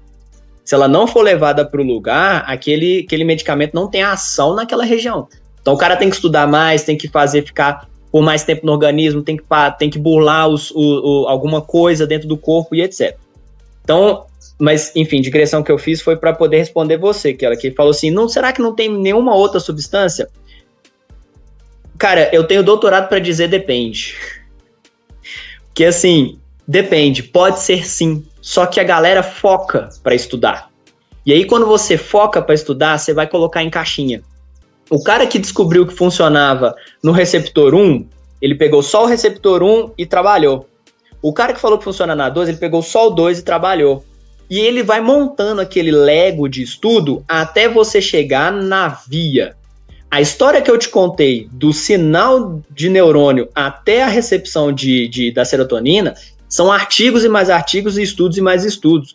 Chama de pathway, né? É o caminho de sinalização. Cada bloquinho foi estudado em parte e juntado para contar uma grande história. Então, será que não tem mais alguma coisa no feitio? Pode ser que sim, pode ser que não. As proporções que eles vão utilizar podem interferir, mas de maneira geral a gente sabe que os efeitos são quase que genéricos. Cara, é tão louco o negócio que, assim, eu tava vendo um vídeo também de outros autores falando um pouco, principalmente da questão da serotonina. E eles explicando assim, que tem obviamente, o troço entrou no seu organismo, ele precisa ser levado para o neurotransmissor. E aí tem o CERT, que é o transportador de serotonina. E tem um genérico, que é um transportador de monoaminas, que ele transporta qualquer monoamina. Ninguém sabe quem está transportando o DMT. Até hoje não se entendeu, porque você tem um transportador de monoamina geral. E eu não sabia que as outras, tipo assim, você tem um transportador específico da serotonina, um que é específico da dopamina, um é específico da noradrenalina. E a parte mais louca é que no nível logístico, isso é muito louco. É como se você tivesse várias empresas de transportes, cada uma super especializada, né, na sua parada. E aí tem uma que transporta qualquer monoamina, e tem um que é uma outra, que é um que descobriram há pouco tempo, que é uma outra transportadora que ela transporta qualquer coisa, mas ela tem menos afinidade com todo mundo. Então é tipo assim, ele é um funcionário, é uma transportadora que é meio preguiçosa, ela consegue transportar qualquer coisa, qualquer neurotransmissor, mas o cara é meio que, só que tem um problema. As transportadoras específicas, então você tem o CERT, a DOPA, lá a S-DOPA, da dopamina, são transportadoras específicas, mas que trabalham com ninhos. Essa transportadora genérica que é preguiçosa tem uns caminhão baú gigantesco. Então, assim, ele não quer fazer o trampo, mas ele consegue transportar quando ele precisa, ele tem uma caralhada. Então, hoje os caras não conseguem entender nem se quem tá levando quantidades maiores são as específicas ou se é essa geral. Cara, o bagulho é insano, é insano. Quando você começa a tentar entender como está funcionando o teu organismo, a quantidade de informações e de siglas bizarras que aparecem é muito louco. E aí entra na sequência, que é o que vocês já falaram. Se o cara... mas o cara precisa ingerir o DMT, beber? Não, tem outras maneiras de fazer isso. Só que em outras maneiras, o tempo de duração, o efeito da duração do DMT é menor. Mas se você comer DMT, o tempo de duração também vai ser pequeno. Por que o negócio demora 2 horas, 4 horas fazendo efeito? 6 horas fazendo efeito. 6 horas, Porque junto com o DMT, principalmente dentro do ayahuasca ou dentro do vinho de Jurema, tem uma outra substância. O que acontece? O Paulo falou, uma vez que a serotonina, a dopa, foi utilizada, mano, aquilo precisa sair fora. Senão você vai ficar com aquele efeito para sempre. Então alguma coisa precisa degradar. E aí dentro do seu estômago e do teu intestino, tem um troço chamado monoamina oxidase. É um bagulho que destrói esses neurotransmissores que estão lá moscando, sobrando. Então, e o DMT, por algum motivo, é suscetível. Se você come, DMT, essa monoamina oxidase te arrebenta com ele. Talvez pelo fato de ser exógeno, não sei. Enfim, mas ela destrói. Então, o único jeito de você fazer isso ter uma duração maior é você inibindo essa substância. E aí entra o que a gente chama de inibidores da monoamina oxidase, ou seja, uma substância que entra para inibir o oxidador das monoaminas, e aí se você não tem aquilo que oxida, a substância entra e faz um efeito mais prolongado. Se eu não me engano, o que tem no ayahuasca é a armina, tá? Mas aí, basicamente, o que acontece? Quando o DMT é ingerido, ele vai se associar a essa molécula, essa MAO, o monoamina oxidase, e vai ser metabolizado, né? Vai ser degradado, literalmente falando assim. E não vai passar para a sua circulação sanguínea, não vai chegar até o SNC, ou vai chegar em quantidade muito baixa, vai fazer um efeito muito rápido e acabou. E aí entra as imaus, que vai inibir as monoaminas, as triptaminas e tudo mais, tá? E aí a mágica acontece, okay, né? A mágica acontece. Salve, pessoal. Pequena interrupção aqui, só para corrigir uma frase que foi meio esquisita ali, porque eu falei rápido. A imal é um inibidor da monoamina oxidase. A monoamina oxidase tem a função de degradar as monoaminas, independente de qual seja, se é a serotonina, a dopamina, o DMT, tiramina, que vai ser falado depois, etc. Certo? Então, quando você ingere o DMT com uma imal, a imal impede que a enzima MAL degrade o DMT ou qualquer outra monoamina que estiver presente. Pessoal, não vou entrar no mérito que tem MAL A e MAL B, tá? Depois a gente vai falar um pouquinho disso, mas tem 2 tipos de monoamina oxidase, principalmente dentro do intestino, tá? Mas basicamente, qual a diferença? Bom, o ayahuasca, ele é composto por... é fabricado, né? A partir do cipó mariri e da chacrona. A chacrona tem DMT. O mariri é rico em beta-carbolina, que é, por exemplo, a armina, que é uma imal. E se bem que tem outras, tá? Tem telepatina, armalina, tetrahidroarmalina, que todas são conhecidas por serem inibidores da monoamina oxidase, tá? E inibidor de monoamina oxidase não é uma coisa nova também. Inclusive, isso aqui, acho que foi usado desde a década de 40 ou até a década de 70 em vários medicamentos para depressão. Porque se você inibe quem degrada a serotonina, você aumenta o nível de serotonina. Então, eles eram usados como medicamentos para depressão. Alguns caíram em desuso porque alguns causavam efeitos permanentes. E aí o bicho pega, tá? Então são classes de medicamentos para depressão, só que aí você tem começam a acontecer outros problemas, certo? Inibição da IMAL. Se você tiver níveis excessivos de cotecolaminas, que aí são a outra categoria de monoaminas, que é a epinefrina, norepinefrina, dopamina, pode levar a crises hipertensivas. Que é uma dúvida que eu sempre tive desde o começo, quando começaram a falar para mim sobre a ayahuasca. Você toma porque é lindo, é maravilhoso. Tá, mas será que esse negócio sobe a pressão? Então, o DMT não, mas a IMAL pode levar a um aumento de outras monoaminas, de outros neurotransmissores que podem elevar a pressão arterial. Os inibidores da MAO-A são mais conhecidos por serem utilizados como antidepressivos, antiansiolíticos. Os da MAO-B, ou com combinações, são, hoje em dia, utilizados para tratar Alzheimer, Parkinson, etc. Então, basicamente, o que é um rito de ayahuasca? Você vai ingerir um composto de 2 plantas que tem uma associação de DMT com uma IMAL. Ou seja, é uma substância que cria o efeito, que ela é análoga à serotonina, com uma que impede a substância de ser degradada, certo? Chacrona e mariri no caso de ayahuasca.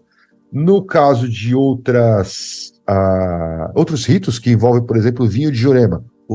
A Jurema, se não me engano, é feita através da... Caceta, como é que chama? É a semente de uma planta, que é uma planta até bem comum, de uma árvore, que é até bem comum, que eu, infelizmente eu não vou lembrar agora. Chama Jurema preta. Tá? É semente de Jurema preta, que, se eu não me engano, aqui nos estados mais ao sul, ela tem um outro nome. E só que não está claro ainda para os pesquisadores, até porque os ritos de Jurema são muito fechados, qual é a planta que tem a IMAL. Parece que tem suposições que é um tipo de arruda, que eles usam também, que ela tem o IMAL, mas a regra é sempre essa. Se você tem a introdução do DMT sem nenhuma IMAL, a duração é muito rápida. Se está durando muito tempo, é porque tem uma combinação. É sempre DMT mais IMAL, certo? Tem uma curiosidade, tem gente que fala que o ritual de Jurema, eles chamam de tombamento, porque falam que a primeira vez que a pessoa toma, ela capota. Então, fatalmente, a quantidade de DMT e IMAL que deve ter na Jurema pode ser até maior que no ayahuasca, tá? Quer falar um pouquinho do bloqueio da IMAL, Paulo? Paulo, então você tem lá dentro do processo de limpeza que a gente estava comentando, então se você tem o DMT fazendo ação e depois ele vai embora, e você quer que ele fique por mais tempo, mais natural e impossível do que você impedir que ele vá embora. Então, se você bloqueia essa enzima, você vai ter ali o DMT mais biodisponível por mais tempo. Não exclui a possibilidade dele ser eliminado por outras vias, como eu falei, são 3, mas ele vai ficar ali por muito tempo, até porque a enxurrada de DMT que você vai ingerir, ela vai ser suficiente para te dar ali as suas percepções. E legal falar que após você ter, né, essas estimulações, você tem ativações do cérebro. Então o cérebro vai ser ativado em regiões. Hoje em dia cai em desuso aquela questão do cérebro ter função específica, tá? Mas existem regiões que centralizam ali as funções. Então, quando você toma e começa a ter as suas mirações, que eles falam, como o Grola comentou, a parte de psicodelia, ver cor e etc., você tem um aumento de vascularização daquela região. Então, o pessoal já fez tomografia computadorizada, ressonância magnética, vários testes de imagem após a ingestão, né, de um preparado de ayahuasca, e percebe que as regiões visuais estão ativas. Como o Grola falou, a pessoa está de olho fechado, mas aquela região está sendo estimulada. Então, você está vendo, no sistema nervoso, você está vendo. Você tem estimulação das áreas de memória. Então, a pessoa começa a lembrar com mais vivacidade de alguma coisa. Percepção, então, o sensorial fica incrivelmente ativado. Então, a pessoa fica perceptível a muita coisa, fica sensível a muita coisa. A parte auditiva também costuma ser ativada. Então, assim, as regiões do cérebro, após toda aquela enxurrada química, começa a funcionar. Então, o seu corpo está tentando administrar e assimilar tudo aquilo que está sendo recebido. E aí vale falar também, não sei se vale agora falar, Grola, daquela questão de parte boa, porque no caso você tem tratamento para dependência em cima disso. Como assim, dependência... Química, de uso, vício. Não, mas peraí, usando essa substância para fazer tratamento para dependência? Já tem isso em estudo, Sim, Paulo? cocaína, Eu por nunca sinal. entendi a lógica, pra falar a real, assim, tipo, por que usa? Porque fica muito aquela ideia de que, assim, não, é tão evoluído a ayahuasca e outras coisas que tratam a dependência química. Mas deve ter uma lógica química de bloqueio, de seguro, que essa é uma coisa que eu também nunca entendi. Aí vai entrar na coisa que o pessoal já tentou fazer, que é você estimular receptor específico que está relacionado a vício. O pessoal sabe que o HT2, agora me esqueci, se é o C ou se é o A. Quando ele é estimulado, você bloqueia a parte do vício em cocaína. Então, o cara tendo aquele receptor ativado, em especial, o cara vai ter menos desejo e menos estimulação da questão de vício naquela substância. Então, isso feito de forma controlada, de forma terapêutica, DMT naquela questão, você vai conseguir reduzir o desejo do cara de ter aquelas recaídas de uso de droga. Paulo, mas o vício não está mais relacionado com a dopamina? Os vícios em geral? Não tem uma relação mais forte com dopamina? Você toma o troço, aí você tem liberação de dopamina? Não tem um rolê assim? Aí a dopamina vai ser de recompensa, né? Sim. Aí você vai tratar a recompensa do cara. Não, essa é mais a questão de, tipo assim, do cara se vincular ali em A dopamina vício. é comportamental, porque ele tá, entre aspas, comportamental, porque ele tá recebendo a recompensa por aquele uso. O que você tá falando foi a dependência que ela é biológica, ela é química, porque aquele receptor tá pedindo aquela determinada coisa, blá, blá, blá. E aí o que acontece é que ela dá uma entupida, assim. Você não quer tanto aquela substância específica. E aí, essa parte que eu tô falando, ela entra mais naquela questão de entrevista. Então, o cara tem o vício, ele passa por aquele tratamento em cima da substância de DMT e etc e tal, vai se acompanhando e vai observando que ele, ao longo do tratamento, ele vai declinando ali o desejo de ter, ou a recaída de buscar aquela coisa e tal. Aí, de novo, como é que entra outro problema? Eu estou falando de um benefício, eu vou falar de um problema. O 5-HT2 também está relacionado com esquizofrenia. Aí é um terreno mais complicado. Então, eu estou falando de uma doença mental, quando diagnosticada e determinada. Então, a pessoa tem esquizofrenia. Quando você tem o bloqueio desse receptor, você tem melhora dos sintomas de esquizofrenia. Aí entra a porcaria toda. Se quando eu estimulo, eu melhoro para cocaína, mas quando eu estimulo, eu tenho atividade psicodélica, mas quando eu bloqueio, eu melhoro os casos de esquizofrenia. Vamos trabalhar aqui o exercício de informação. Então, se você tem a estimulação e você tem um problema esquizofrênico, uma pessoa que já tem predisposição ou já tem grau de esquizofrenia, se ela tomar um DMT, o que pode acontecer com essa pessoa? Né? Qual a reação do corpo dela em cima disso? Então é muito, muito, muito delicado falar sobre os benefícios e os malefícios. Aqui a gente está falando de ações. Então age assim, a química funciona assim, porque a gente estudou em bloquinho. Em contexto, sabe-se lá como é que vai acontecer. Pessoal, até para a gente poder começar a falar sobre algumas outras questões relacionadas também a essa parte de não de benefícios e problemas, é importante a gente entender uma coisa, tá? Tem até uns doidinhos aí no YouTube que ficam, às vezes, é o que eu falei, né? Vira partido político. Né? Então, assim, aí a pessoa, ela surta que ela é contra o negócio e ela fala assim, e aí coisas que eu ouvi falar, por exemplo, porque se a ayahuasca tivesse tanto benefício assim, quando ela for comprovada que tem tanto benefício assim, ela não vai ser chá, a indústria farmacêutica vai transformar em remédio. Então, a indústria farmacêutica não vai transformar a ayahuasca em remédio, ela pode transformar DMT, porque aí você tem a molécula pura, e você tem a dose específica. Quando você faz... É a mesma coisa assim, você não acha chá de camomila em cápsula, mas passiflora você acha. Aliás, eu nunca lembro se a camomila é passiflora ou é a melissa. Isso você acha. Você acha substância. Então não adianta ficar dando chilique falando que a ayahuasca faz ou não faz, você tem que... porque não tem tantas pesquisas sobre a ayahuasca assim no negócio. Não tem, agora tenta procurar por DMT. Você vai ver que tem muito mais. Então, assim, se pesquisa o uso do DMT, certo? E aí, A Imal já é mais pesquisada, até porque ela já era usada como medicamento. Muito tempo. Certo? Então a gente tem uma associação. Assim como você toma um ibuprofeno mais não sei o que você compra na farmácia, se isso tiver, como o Paulo falou, para algumas situações tiverem benefícios, obviamente vão ter efeitos colaterais, certo? No futuro é possível que você ache na farmácia um comprimido para tomar, certo? Agora, o chá não tem controle das quantidades de substâncias que estão ali. E isso já é um dos perigos dele. Então, eu vou dar, por exemplo, aqui, já vou começar a colocar uma das questões. Como a gente falou de monoamina, nem toda monoamina é endógena, nem toda monoamina seu corpo produz. Tem as exógenas também, tem coisas que são externas.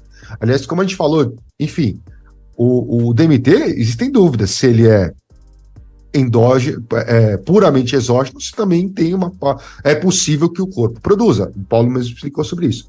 Mas existe uma que é interessante, que é uma chamada tiramina. A tiramina, ela é exógena, tá? A tiramina, ela está presente em alimentos fermentados. Então, vai ter em pão, vai ter em carne seca, carne, tipo frios, carne curada, carne defumada, embutido, peixe, molhos, levedura de cerveja, molhos industrializados, caldos. E tudo em substância industrializada. Sim, tipo feijão verde, lentilha, fruta seca, fruta muito madura, uma porrada de coisas possuem a presença de tiramina. Tá? Muitas delas são fermentadas. Bebidas, por exemplo, vinho e cerveja tem tiramina. O problema é que a tiramina dentro do seu organismo, ela vai se ligar aos neuroreceptores e vai jogar sua pressão arterial para a casa do caralho. E eu estou falando casa do caralho para cima, não para baixo. E a gente já viu que alguns efeitos da própria serotonina podem jogar sua pressão arterial para a casa do caralho, e obviamente o DMT pode fazer a mesma coisa. Ou seja, se você não tomar um certo cuidado, principalmente com a alimentação antes de um rito de DMT, e você tiver tendência hipertensiva ou você for hipertenso, você pode se fuder. Você pode se fuder, certo? Sendo que eu não posso falar exatamente quanto tempo dura a ação da degradação da imal depois que você toma uma ayahuasca, tá? Isso a gente não conseguiu encontrar. Mas aparentemente não é uma degradação rápida. O negócio fica agindo no teu organismo algumas semanas. Então, principalmente já vi relatos de semanas? Eu imaginei até alguns dias, mas chega a semanas? Eu acho que eu falei, eu acho que eu exagerei. Eu lembro que chega a uns 7 a 10 dias. Bastante. Eu imaginei que eram uns 4, assim, 5, porque a gente tem sempre aquela fala do sombreado. Sim, aí eu tô associando a isso. Sombreado, é isso. É exatamente isso. O seu corpo ainda está com imal ativa, você está com liberação maiores de serotonina, de dopamina, durante alguns dias, ou seja, a quantidade de neurotransmissores está aumentada. É por isso que é o tal do sombreado. Então, ou seja... Porque a DMT da ayahuasca mesmo já foi embora, né? Teu corpo já mandou embora. Já mandou embora. Agora o que sobrou é imal atuando e os outros neurotransmissores lá em cima, certo? Só que aí o que acontece? Dependendo do que você está comendo naquela semana, você pode se fuder. Senão, tua pressão pode simplesmente subir. Entendeu? Então, assim, quem tem problemas de pressão precisa ficar esperto. Você vai precisar fazer uma dieta antes e depois. Tem razão. E uma dieta de baixa ingestão de tiramina. Aí você vai ter que procurar uma relação de alimentos que contenham alta quantidade de tiramina e simplesmente não vai poder aquilo. Eu gosto de tomar minha cervejinha. Que bom, não vai. Eu gosto de comer um salaminho com limãozinho. Não vai. Eu gosto de comer pão pra caralho. Não vai. A feijoada, tá lascado. Não vai. Bateu, morreu, então, feijoada você vai ver Deus em primeira mão. Exatamente. Então, assim, obviamente, é um caso extremo. Porra, o cara já tá com fudidaço pra caralho, com a pressão lá em cima, nunca fez tratamento, nunca fez nada, nem sabe, porque o pessoal chama a hipertensão de doença silenciosa, né? Às vezes a pessoa só percebe que tem infarto, mas às vezes a pessoa tá num estado que tá nesse ponto, toma um negócio e fode, certo? Então, isso é por exemplo, dos riscos. E aí tem a questão de muitos antidepressivos já contém inibidores da MAO, né? E aí o ayahuasca vem um inibidor da MAO. Aí a gente tem que alguns inibidores também, alguns estudos, inclusive tem um pesquisador que é o Gardner, falam que alguns inibidores têm efeito teratogênico, ou seja, malformações fetais. Então, assim, você não pode, gestante, por exemplo, não deve consumir ayahuasca. De novo, tem problema cardíaco? Tem problema com pressão arterial? Não. Outras coisas ainda. Síndromes psicóticas, esquizofrenia. Certo? Vamos lá. Alguns receptores do DMT, alguns receptores de dopamina também, aparentemente, podem se relacionar com DMT.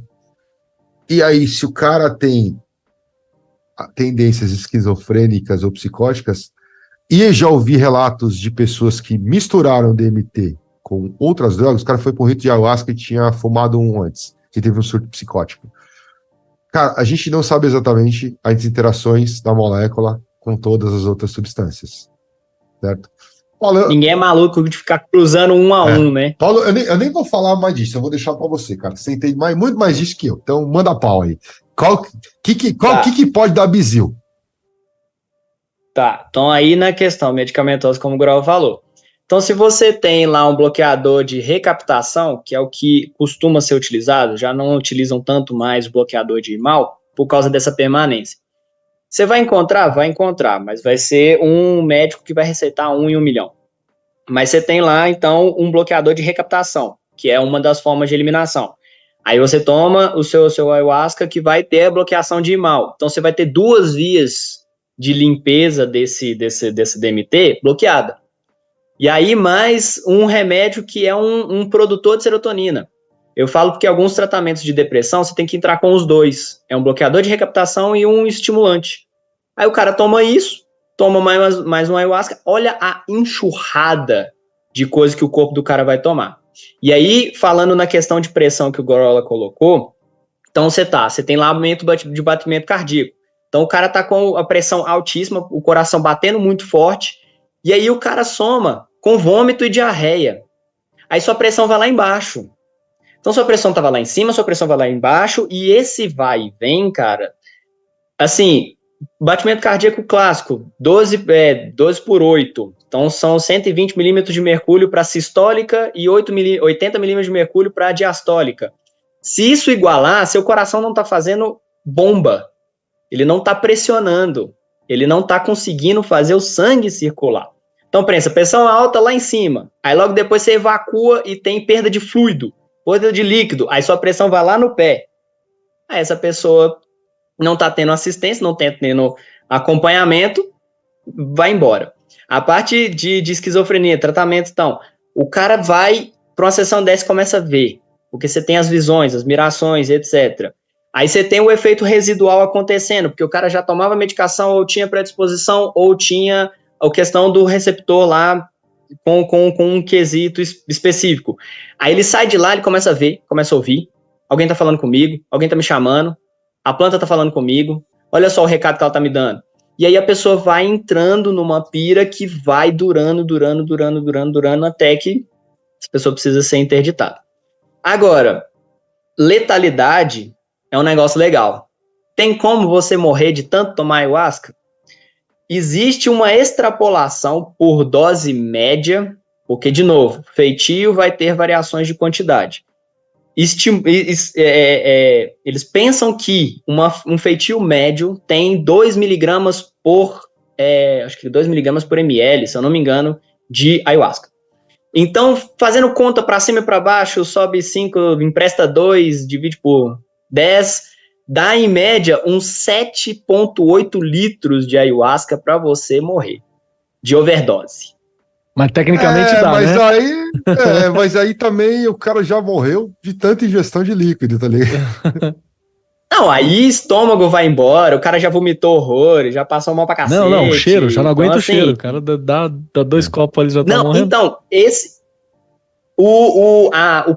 o sensorial, o paladar, é o que faz muita gente não fazer ingestão. Então, às vezes, se você fosse fazer um processo terapêutico com um médico do lado, um psicólogo na sua frente, fazendo a ingestão, muita gente seria resistente por causa do gosto. Que loucura.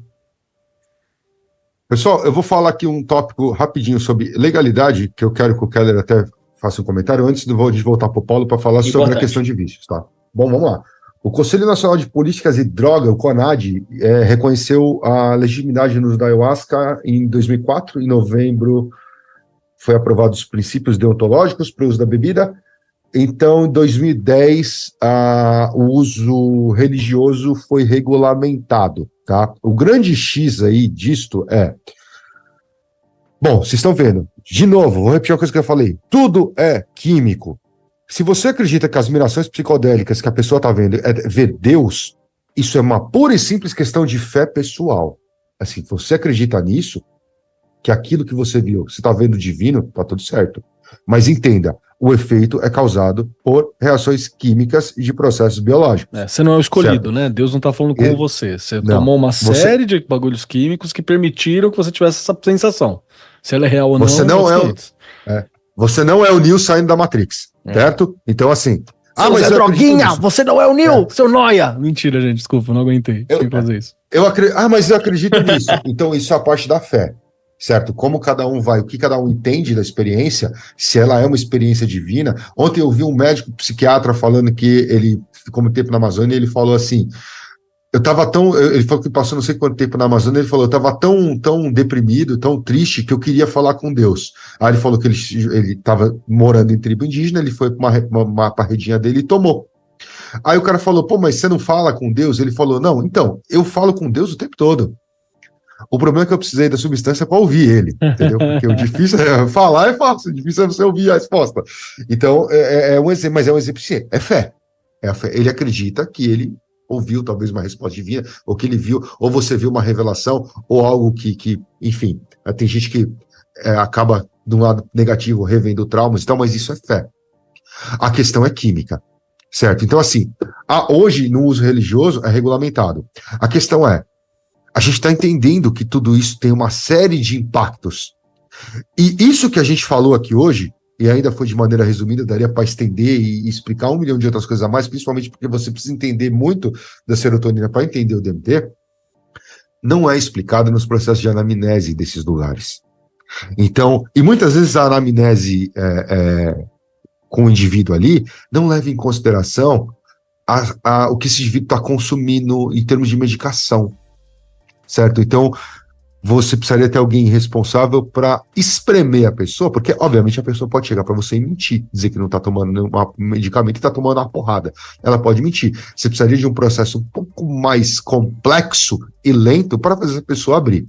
Aí a questão que eu queria jogar para o Keller, que o Keller é um cara mais ligado à parte de filosofia, é a seguinte: Keller, tudo bem, é regulamentado, certo? Para uso religioso. Mas é ético fazer da forma que é feita, cara? Aí que tem um rolê, né, cara? Acaba que a forma que a gente vem... Gente, você pode pertencer a um grupo que toma ayahuasca ou tomar regularmente, um grupo sério que toma os cuidados, tá ligado? Não tem problema. A gente sabe que tem muitos aí. A questão que eu tô levantando, que a gente tá levantando, é que tem muita gente que não explica o suficiente e não é um passeio no parque, né? Tomar ayahuasca não é um passeio no parque, não é uma coisa simples, não é livre de riscos, como a galera às vezes fala pra gente que é. Isso é importante deixar claro. E tem uma questão ética importante, porque muitas vezes, alguns locais, eu não estou citando o nome aqui, mas muitas vezes alguns locais pode fazer como se fosse uma desculpa. Eu estou fazendo esse processo aqui como se fosse uma desculpa, mas na verdade não é o uso... É um uso recreativo, não é um uso religioso. Não, entende? E, de novo, não sou eu que vou julgar, não tem um órgão do governo que vai falar uso religioso, não religioso especificamente. Isso é uma questão puramente específica e puramente de pessoas e de indivíduos. Você perceber se você quer ou não participar daquilo. É pique o rolê que tem em alguns locais dos Estados Unidos, onde você tem a cannabis liberada. Você tem a maconha liberada nesses locais, para uso medicinal. E aí o que você faz? Você tem uma loja, que é uma loja, visivelmente uma loja, parece uma loja. Você vai lá dentro e fala assim, queria fumar maconha. Aí o cara olha e fala assim, você tem o quê? Você fala, não tenho nada. Ele fala, tem que ter uma dorzinha de cabeça. Aí ele fala, tem uma dorzinha de cabeça. Aí o cara é médico, te prescreve lá uma parada, usa esse aqui. E ele te entrega e tá tudo certo. Você entende? Você não tinha necessidade medicinal específica. Então você tá usando a regra para uso religioso, mas para causar um uso recreativo. Ah, mas então tá errado, tá certo, não sei o quê. Até a distinção entre religioso e recreativo, ela é algo que precisa de uma discussão. Ela precisa de uma discussão específica. Eu, por exemplo, sou interessado no uso religioso. Fiz uso de ayahuasca pouquíssimas vezes na minha vida, porque eu acho que é muito intenso, inclusive, o evento para você fazer o uso recreativo. Mas entende, eu não pertenço àquela religião específica, eu não pertenço àquela prática religiosa. Então, como é que funciona exatamente o uso que eu fiz? Você entende? Então tem uma questão que ela vai muito da consciência individual de cada um. Porém, se é ético a forma como alguns líderes religiosos têm feito, aí a gente tem uma questão. Porque eu, particularmente, duvido muito de muita gente que faz o uso de uma forma aberta, que às vezes quer lucrar dinheiro com isso, não é um ou dois que tem nesse tipo de perfil, e acaba não se preocupando com a vida, a qualidade e o bem-estar das pessoas que estão frequentando o local. Acaba que você tem ali uma galera que beira o vício muitas vezes, ou que tá tendo a vida prejudicada por causa de um uso contínuo, porque não tá exatamente explicado. Não se fez essa discussão, a pessoa não faz o acompanhamento da questão da hipertensão, que ela é importante. Se você usa a cada 15 dias, toda semana ayahuasca, imagina a quantidade de mal que tá no teu corpo cotidianamente, né? Então você tem que ter uma forma específica de alimentação, senão você corre risco da hipertensão, entre outras questões. Então, sobre ser ético, eu vejo muitas que não são. Porém, novamente, tem que partir de você essa percepção. Você tá indo lá pra quê? Você tá aqui naquela experiência pra quê? Qual que é a ideia dessa experiência? Pelo menos é assim que eu vejo. A gente tá aqui pra trazer essa informação, né? E ninguém aqui tá dizendo pra você não usar, inclusive, porque todo mundo que tá aqui é entusiasta e acha que é importante, é uma experiência interessante pra você ter na vida em algum momento. Mas não é bagunça, né, irmão? E também você tem que olhar o lugar que você está indo, porque é o mínimo de assistência necessário. O Grola colocou a entrevista que então o cara vai te perguntar, beleza, tô te perguntando se você toma remédio, se você tá alimentado, se você tá isso, se você tá aquilo outro, você pode dizer o que você quiser. Mas vamos dizer que o cara mente, você tá ali à mercê daquele espaço. Então o mínimo de assistência é necessário, e isso eu dificilmente vi nos grupos que eu conheço. E aí vale os colegas de colocar se isso já foi visto. Médico presente. Vamos lembrar que o cara que tá fazendo a entrevista de anamnese não é tipo metaforando, tá ligado? Ah, você tá mentindo, tá ligado? Você toma assim, não, você toma isso. É o cara do Lie to Me, o Sherlock Holmes, que fala assim: não, você toma sertralina. Por causa do anel no seu dedo. Né? Por causa do pó. Você piscou 2 vezes, porque você tem isso. Então, Não, então, você tem que. Não, mas é porque você tem que ter.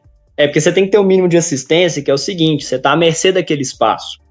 Então tem que ter médico, e não só o médico, tem que ter uma equipe, tem que ter alguém que vai assistir esse médico, tem que ter ambulância. Esse espaço vai receber quantas pessoas? Qualquer evento, isso aí o Grola pode saber, qualquer evento com X número de pessoas tem que ter assistência.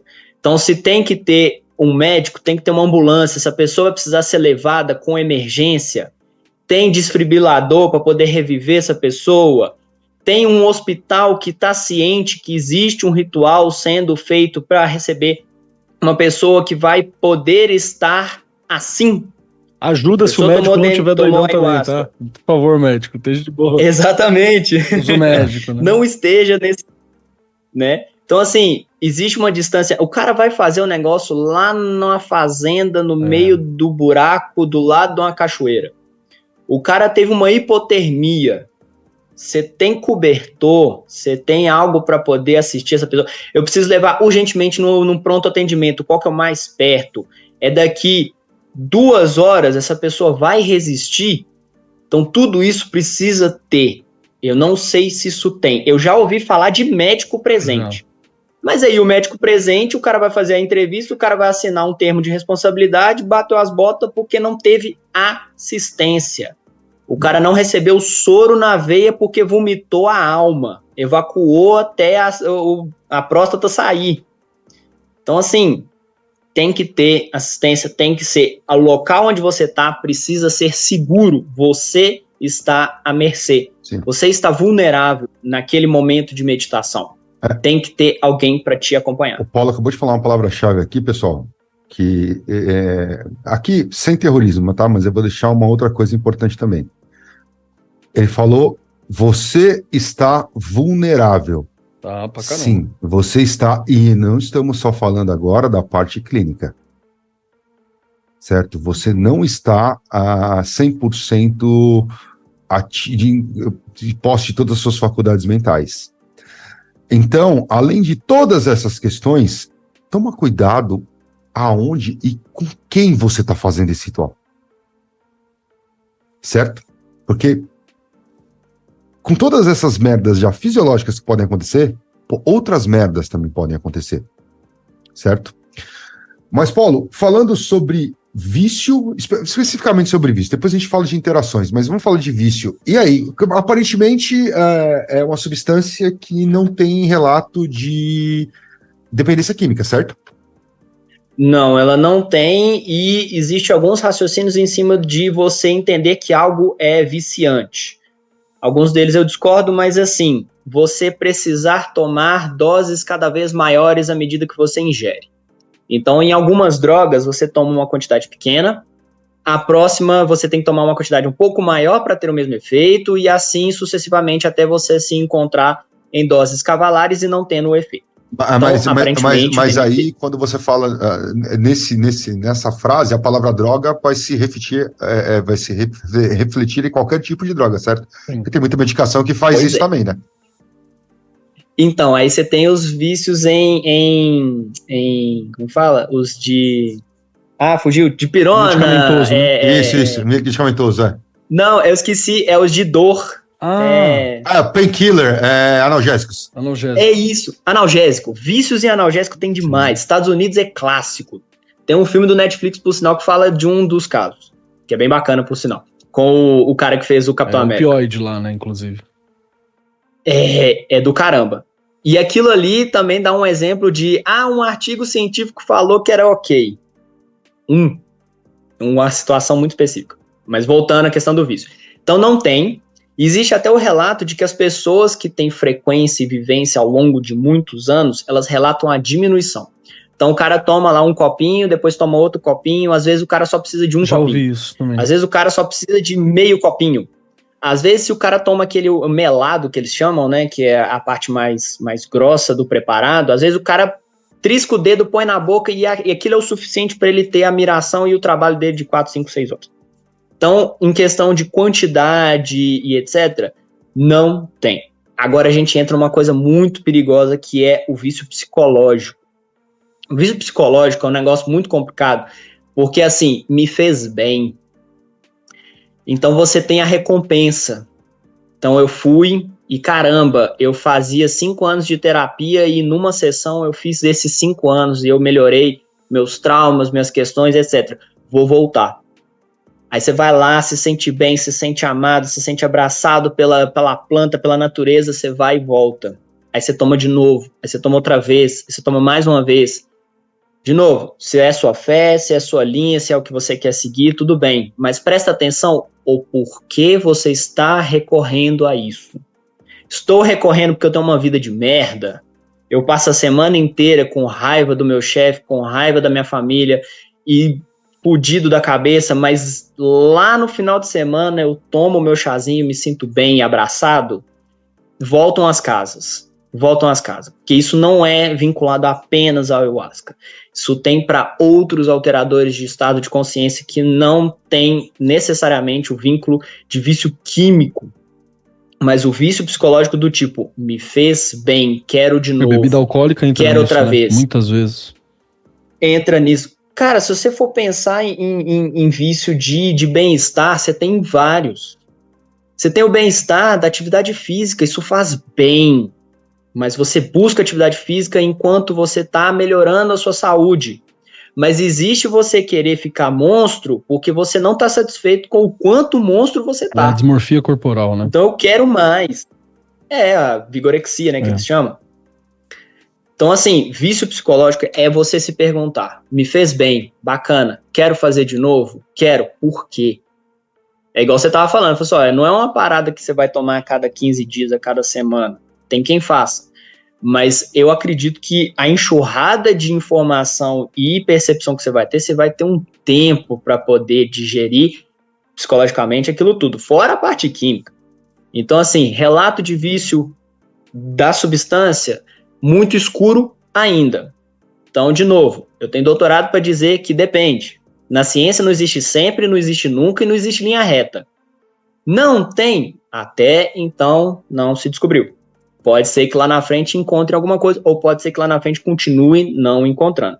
Então, muito cuidado. A sua pergunta principal é: por que eu estou fazendo com recorrência, com frequência e etc. Isso para qualquer alterador de estado de consciência, tá bom? Porque você quer encontrar aquela fuguinha.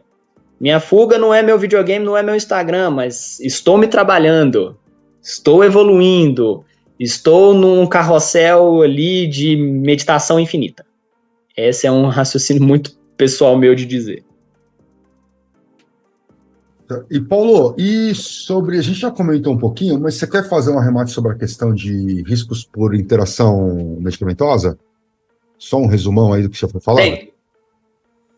O resumão é, o que você está tomando? Se você está tomando um indutor de serotonina, pode ser que dentro do IMAL que tem na ayahuasca, você vai ter não só o DMT, como a serotonina já produzida pelo remédio. Você tem o bloqueador da recaptação de serotonina, que é a outra via. Então, você vai ter, além do bloqueio de IMAL, você vai ter o bloqueio de recaptação. Então, das 3 vias de eliminação, 2 você já bloqueou. Então, você vai ter ali mais uma enxurrada e etc. E lembrando, medicamento tem vida útil dentro de você. Tem um tempo de meia-vida. Aquele remédio vai durar um tempo em você. Então, se você tomar e em sequência ir para um ritual, pode ser que você tenha um boom.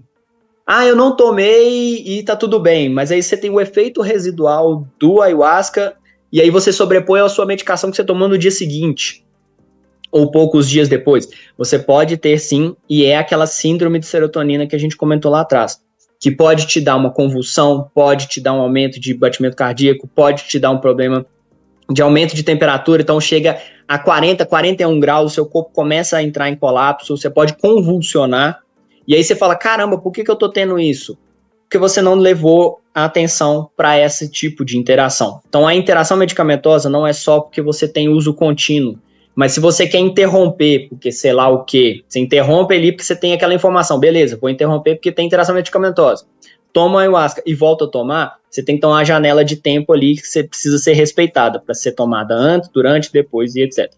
Então, muito cuidado, preste muita atenção no que você está tomando. Interação medicamentosa é muito sério na própria clínica.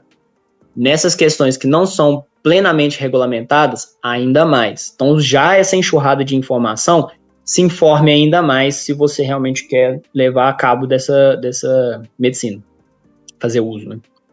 Pessoal, basicamente, então, em cima das questões técnicas, é isso aí, a gente deu um apanhado geral da parte técnica. Vamos lá, de novo, repetido, por que a gente fez isso? Porque, você se interessa pelo tema, pelo ayahuasca, o jurema, etc., o que você precisa saber? Você precisa saber isso que a gente falou hoje. Você precisa entender como isso funciona, o que é que você está tomando, o que tem daquilo que você está ingerindo e quais os efeitos que aquilo pode causar, certo? Por quê? Para poder avaliar. Ayahuasca, DMT, IMAL, Jurema, nada disso ainda é vendido em farmácia, portanto não tem bula. Então você tem que partir para a pesquisa. Depois a gente juntou um monte de links aqui no doc de estudos, etc, que são alguns que foram utilizados. Eu vou tentar colocar isso no post do episódio. E lembrando que assim, você vai ver os canais também falando assim, por que não tem estudo sobre ayahuasca? Ayahuasca, você quer se aprofundar em estudo? Começa pelo DMT. Você vai achar mais estudos, embora, esses negócios com estudos com psicodélicos sejam restritos e papapá e não sei o quê, e tem um monte de bizil, tem um monte de países que não fazem e tal, mas pelo menos assim, o DMT vai ser uma molécula que tem um pouco mais... Obviamente não é igual creatina, que é a molécula mais estudada na face da Terra, que você tem um zilhão de estudos, mas você vai achar alguma coisa a mais quando você está falando especificamente de DMT, e muito provavelmente mais ainda quando fala de IMAUs.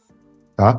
Então, dá para você se aprofundar bastante no tema, mesmo sem ter tanto... E aí já tem institutos e faculdades, universidades no Brasil que têm feito pesquisas sobre a ayahuasca, mas é bem recente.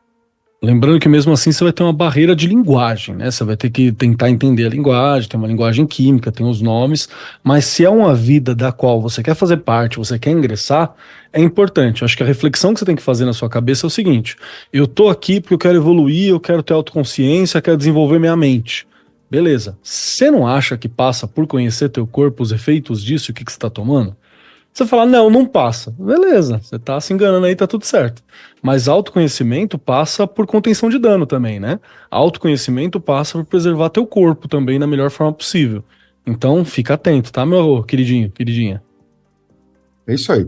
E lembrando, pessoal, como eu falei lá no começo, esse aqui é a parte 1 do episódio sobre a ayahuasca, onde a gente vai fazer uma parte 2 agora com pessoas que fazem uso, para contar um pouco do que foram as experiências, e enfatizando uma coisa que eu já falei algumas vezes nesse episódio: entenda, se você acha que aquele efeito psicodélico é uma visão divina, é uma pura e simples questão de fé sua.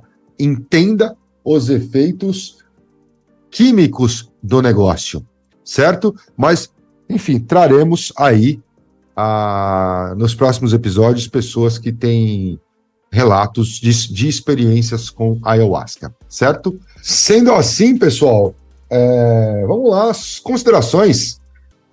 Vamos começar pela equipe aqui. Cussa, considerações aí, finais, hein?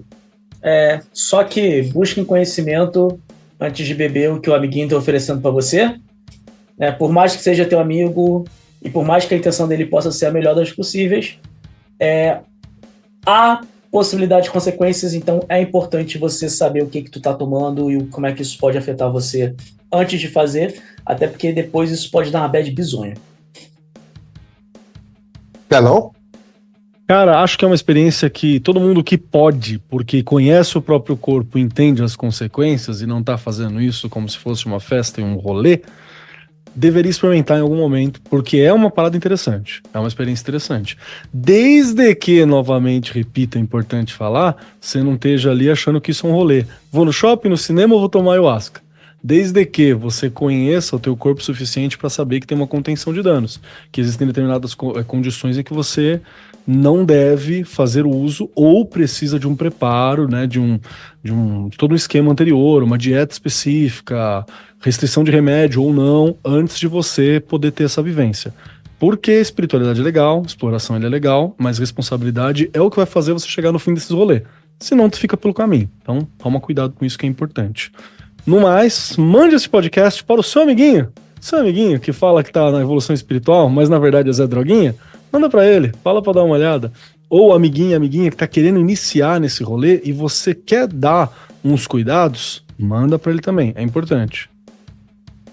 E Paulo, manda aí suas considerações finais, seu contato, se alguém quiser trocar uma ideia contigo, você tem algum Instagram, Telegram, enfim, qualquer rede aí que você quiser passar. Então, o pessoal pode me encontrar fácil no Telegram aí, o pessoal que tá no grupo do Lupus em Fábula vai me achar fácil. No Instagram é Gaio79, se você quiser também dar um salve lá. Não tem muita coisa muito de especial do que eu faço, não, mas se quiser é uma via de contato. E consideração final o cara é doutorado, do doutor do caralho a quatro, mas foda-se, também nem é tão especial isso aí. Não, e assim, se você, eu falo que todo mundo que faz pós-graduação no final fala assim, e aí, valeu a pena? Eu falo assim, então, cara, eu sou como outro qualquer, só que eu tenho um título. Exatamente. Então, às vezes eu dou... A minha carteirada às vezes fala assim, eu tenho mestrado e doutorado pra te falar depende. Pra te falar é possível. Porque e você cria um senso... nem o salário faz grande diferença, tá? Putz, nossa. Às vezes não faz mesmo. Eu fui lá, tá no mesmo, assim, você consegue os outros trampos, mas tá tudo na mesma. Né? Mas assim, estudar é importante, pesquisar é importante, ser crítico é muito importante. Então assim, joguei no Google DMT, qual que é a fonte? É o Yahoo Resposta?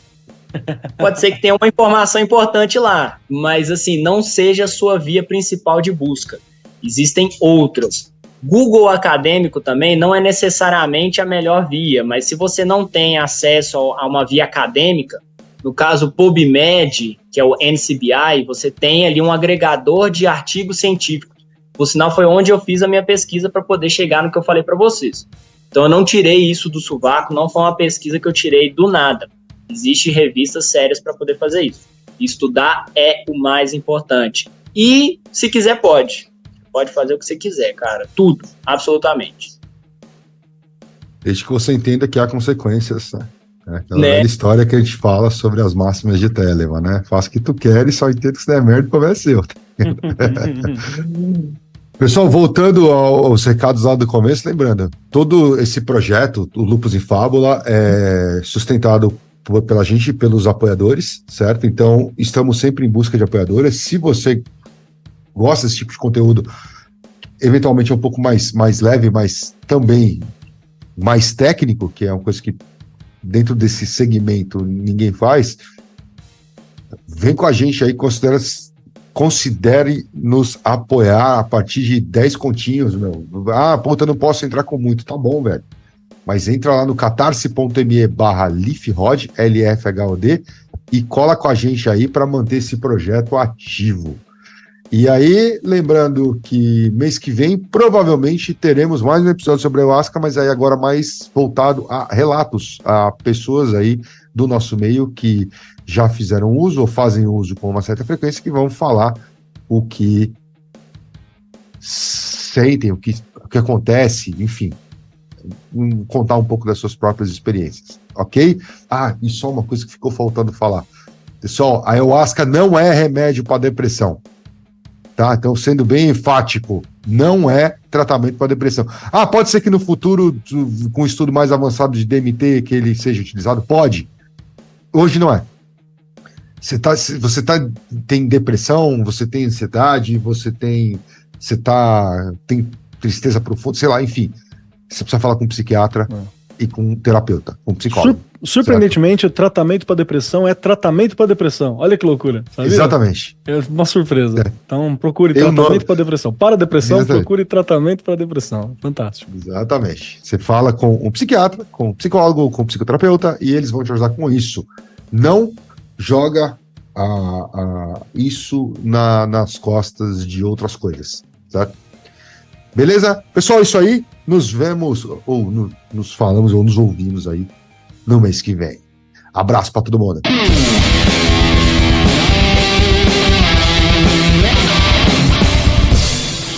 Você acabou de ouvir Pele de Cordeiro, o podcast do canal Lupus em Fábula.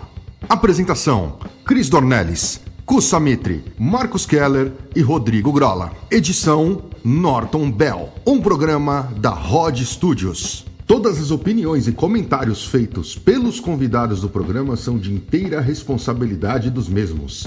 As opiniões emitidas não exprimem necessariamente o ponto de vista de nenhum dos membros ou da Rod Studio. Conheça nosso conteúdo do YouTube no canal Lupus em Fábula e nos apoie em catarse.me/LifHod, LIFHOD. Siga-nos em nossas redes sociais. Lupus em Fábula no Facebook e @LifHod, LIFHOD, no Instagram e no Twitter.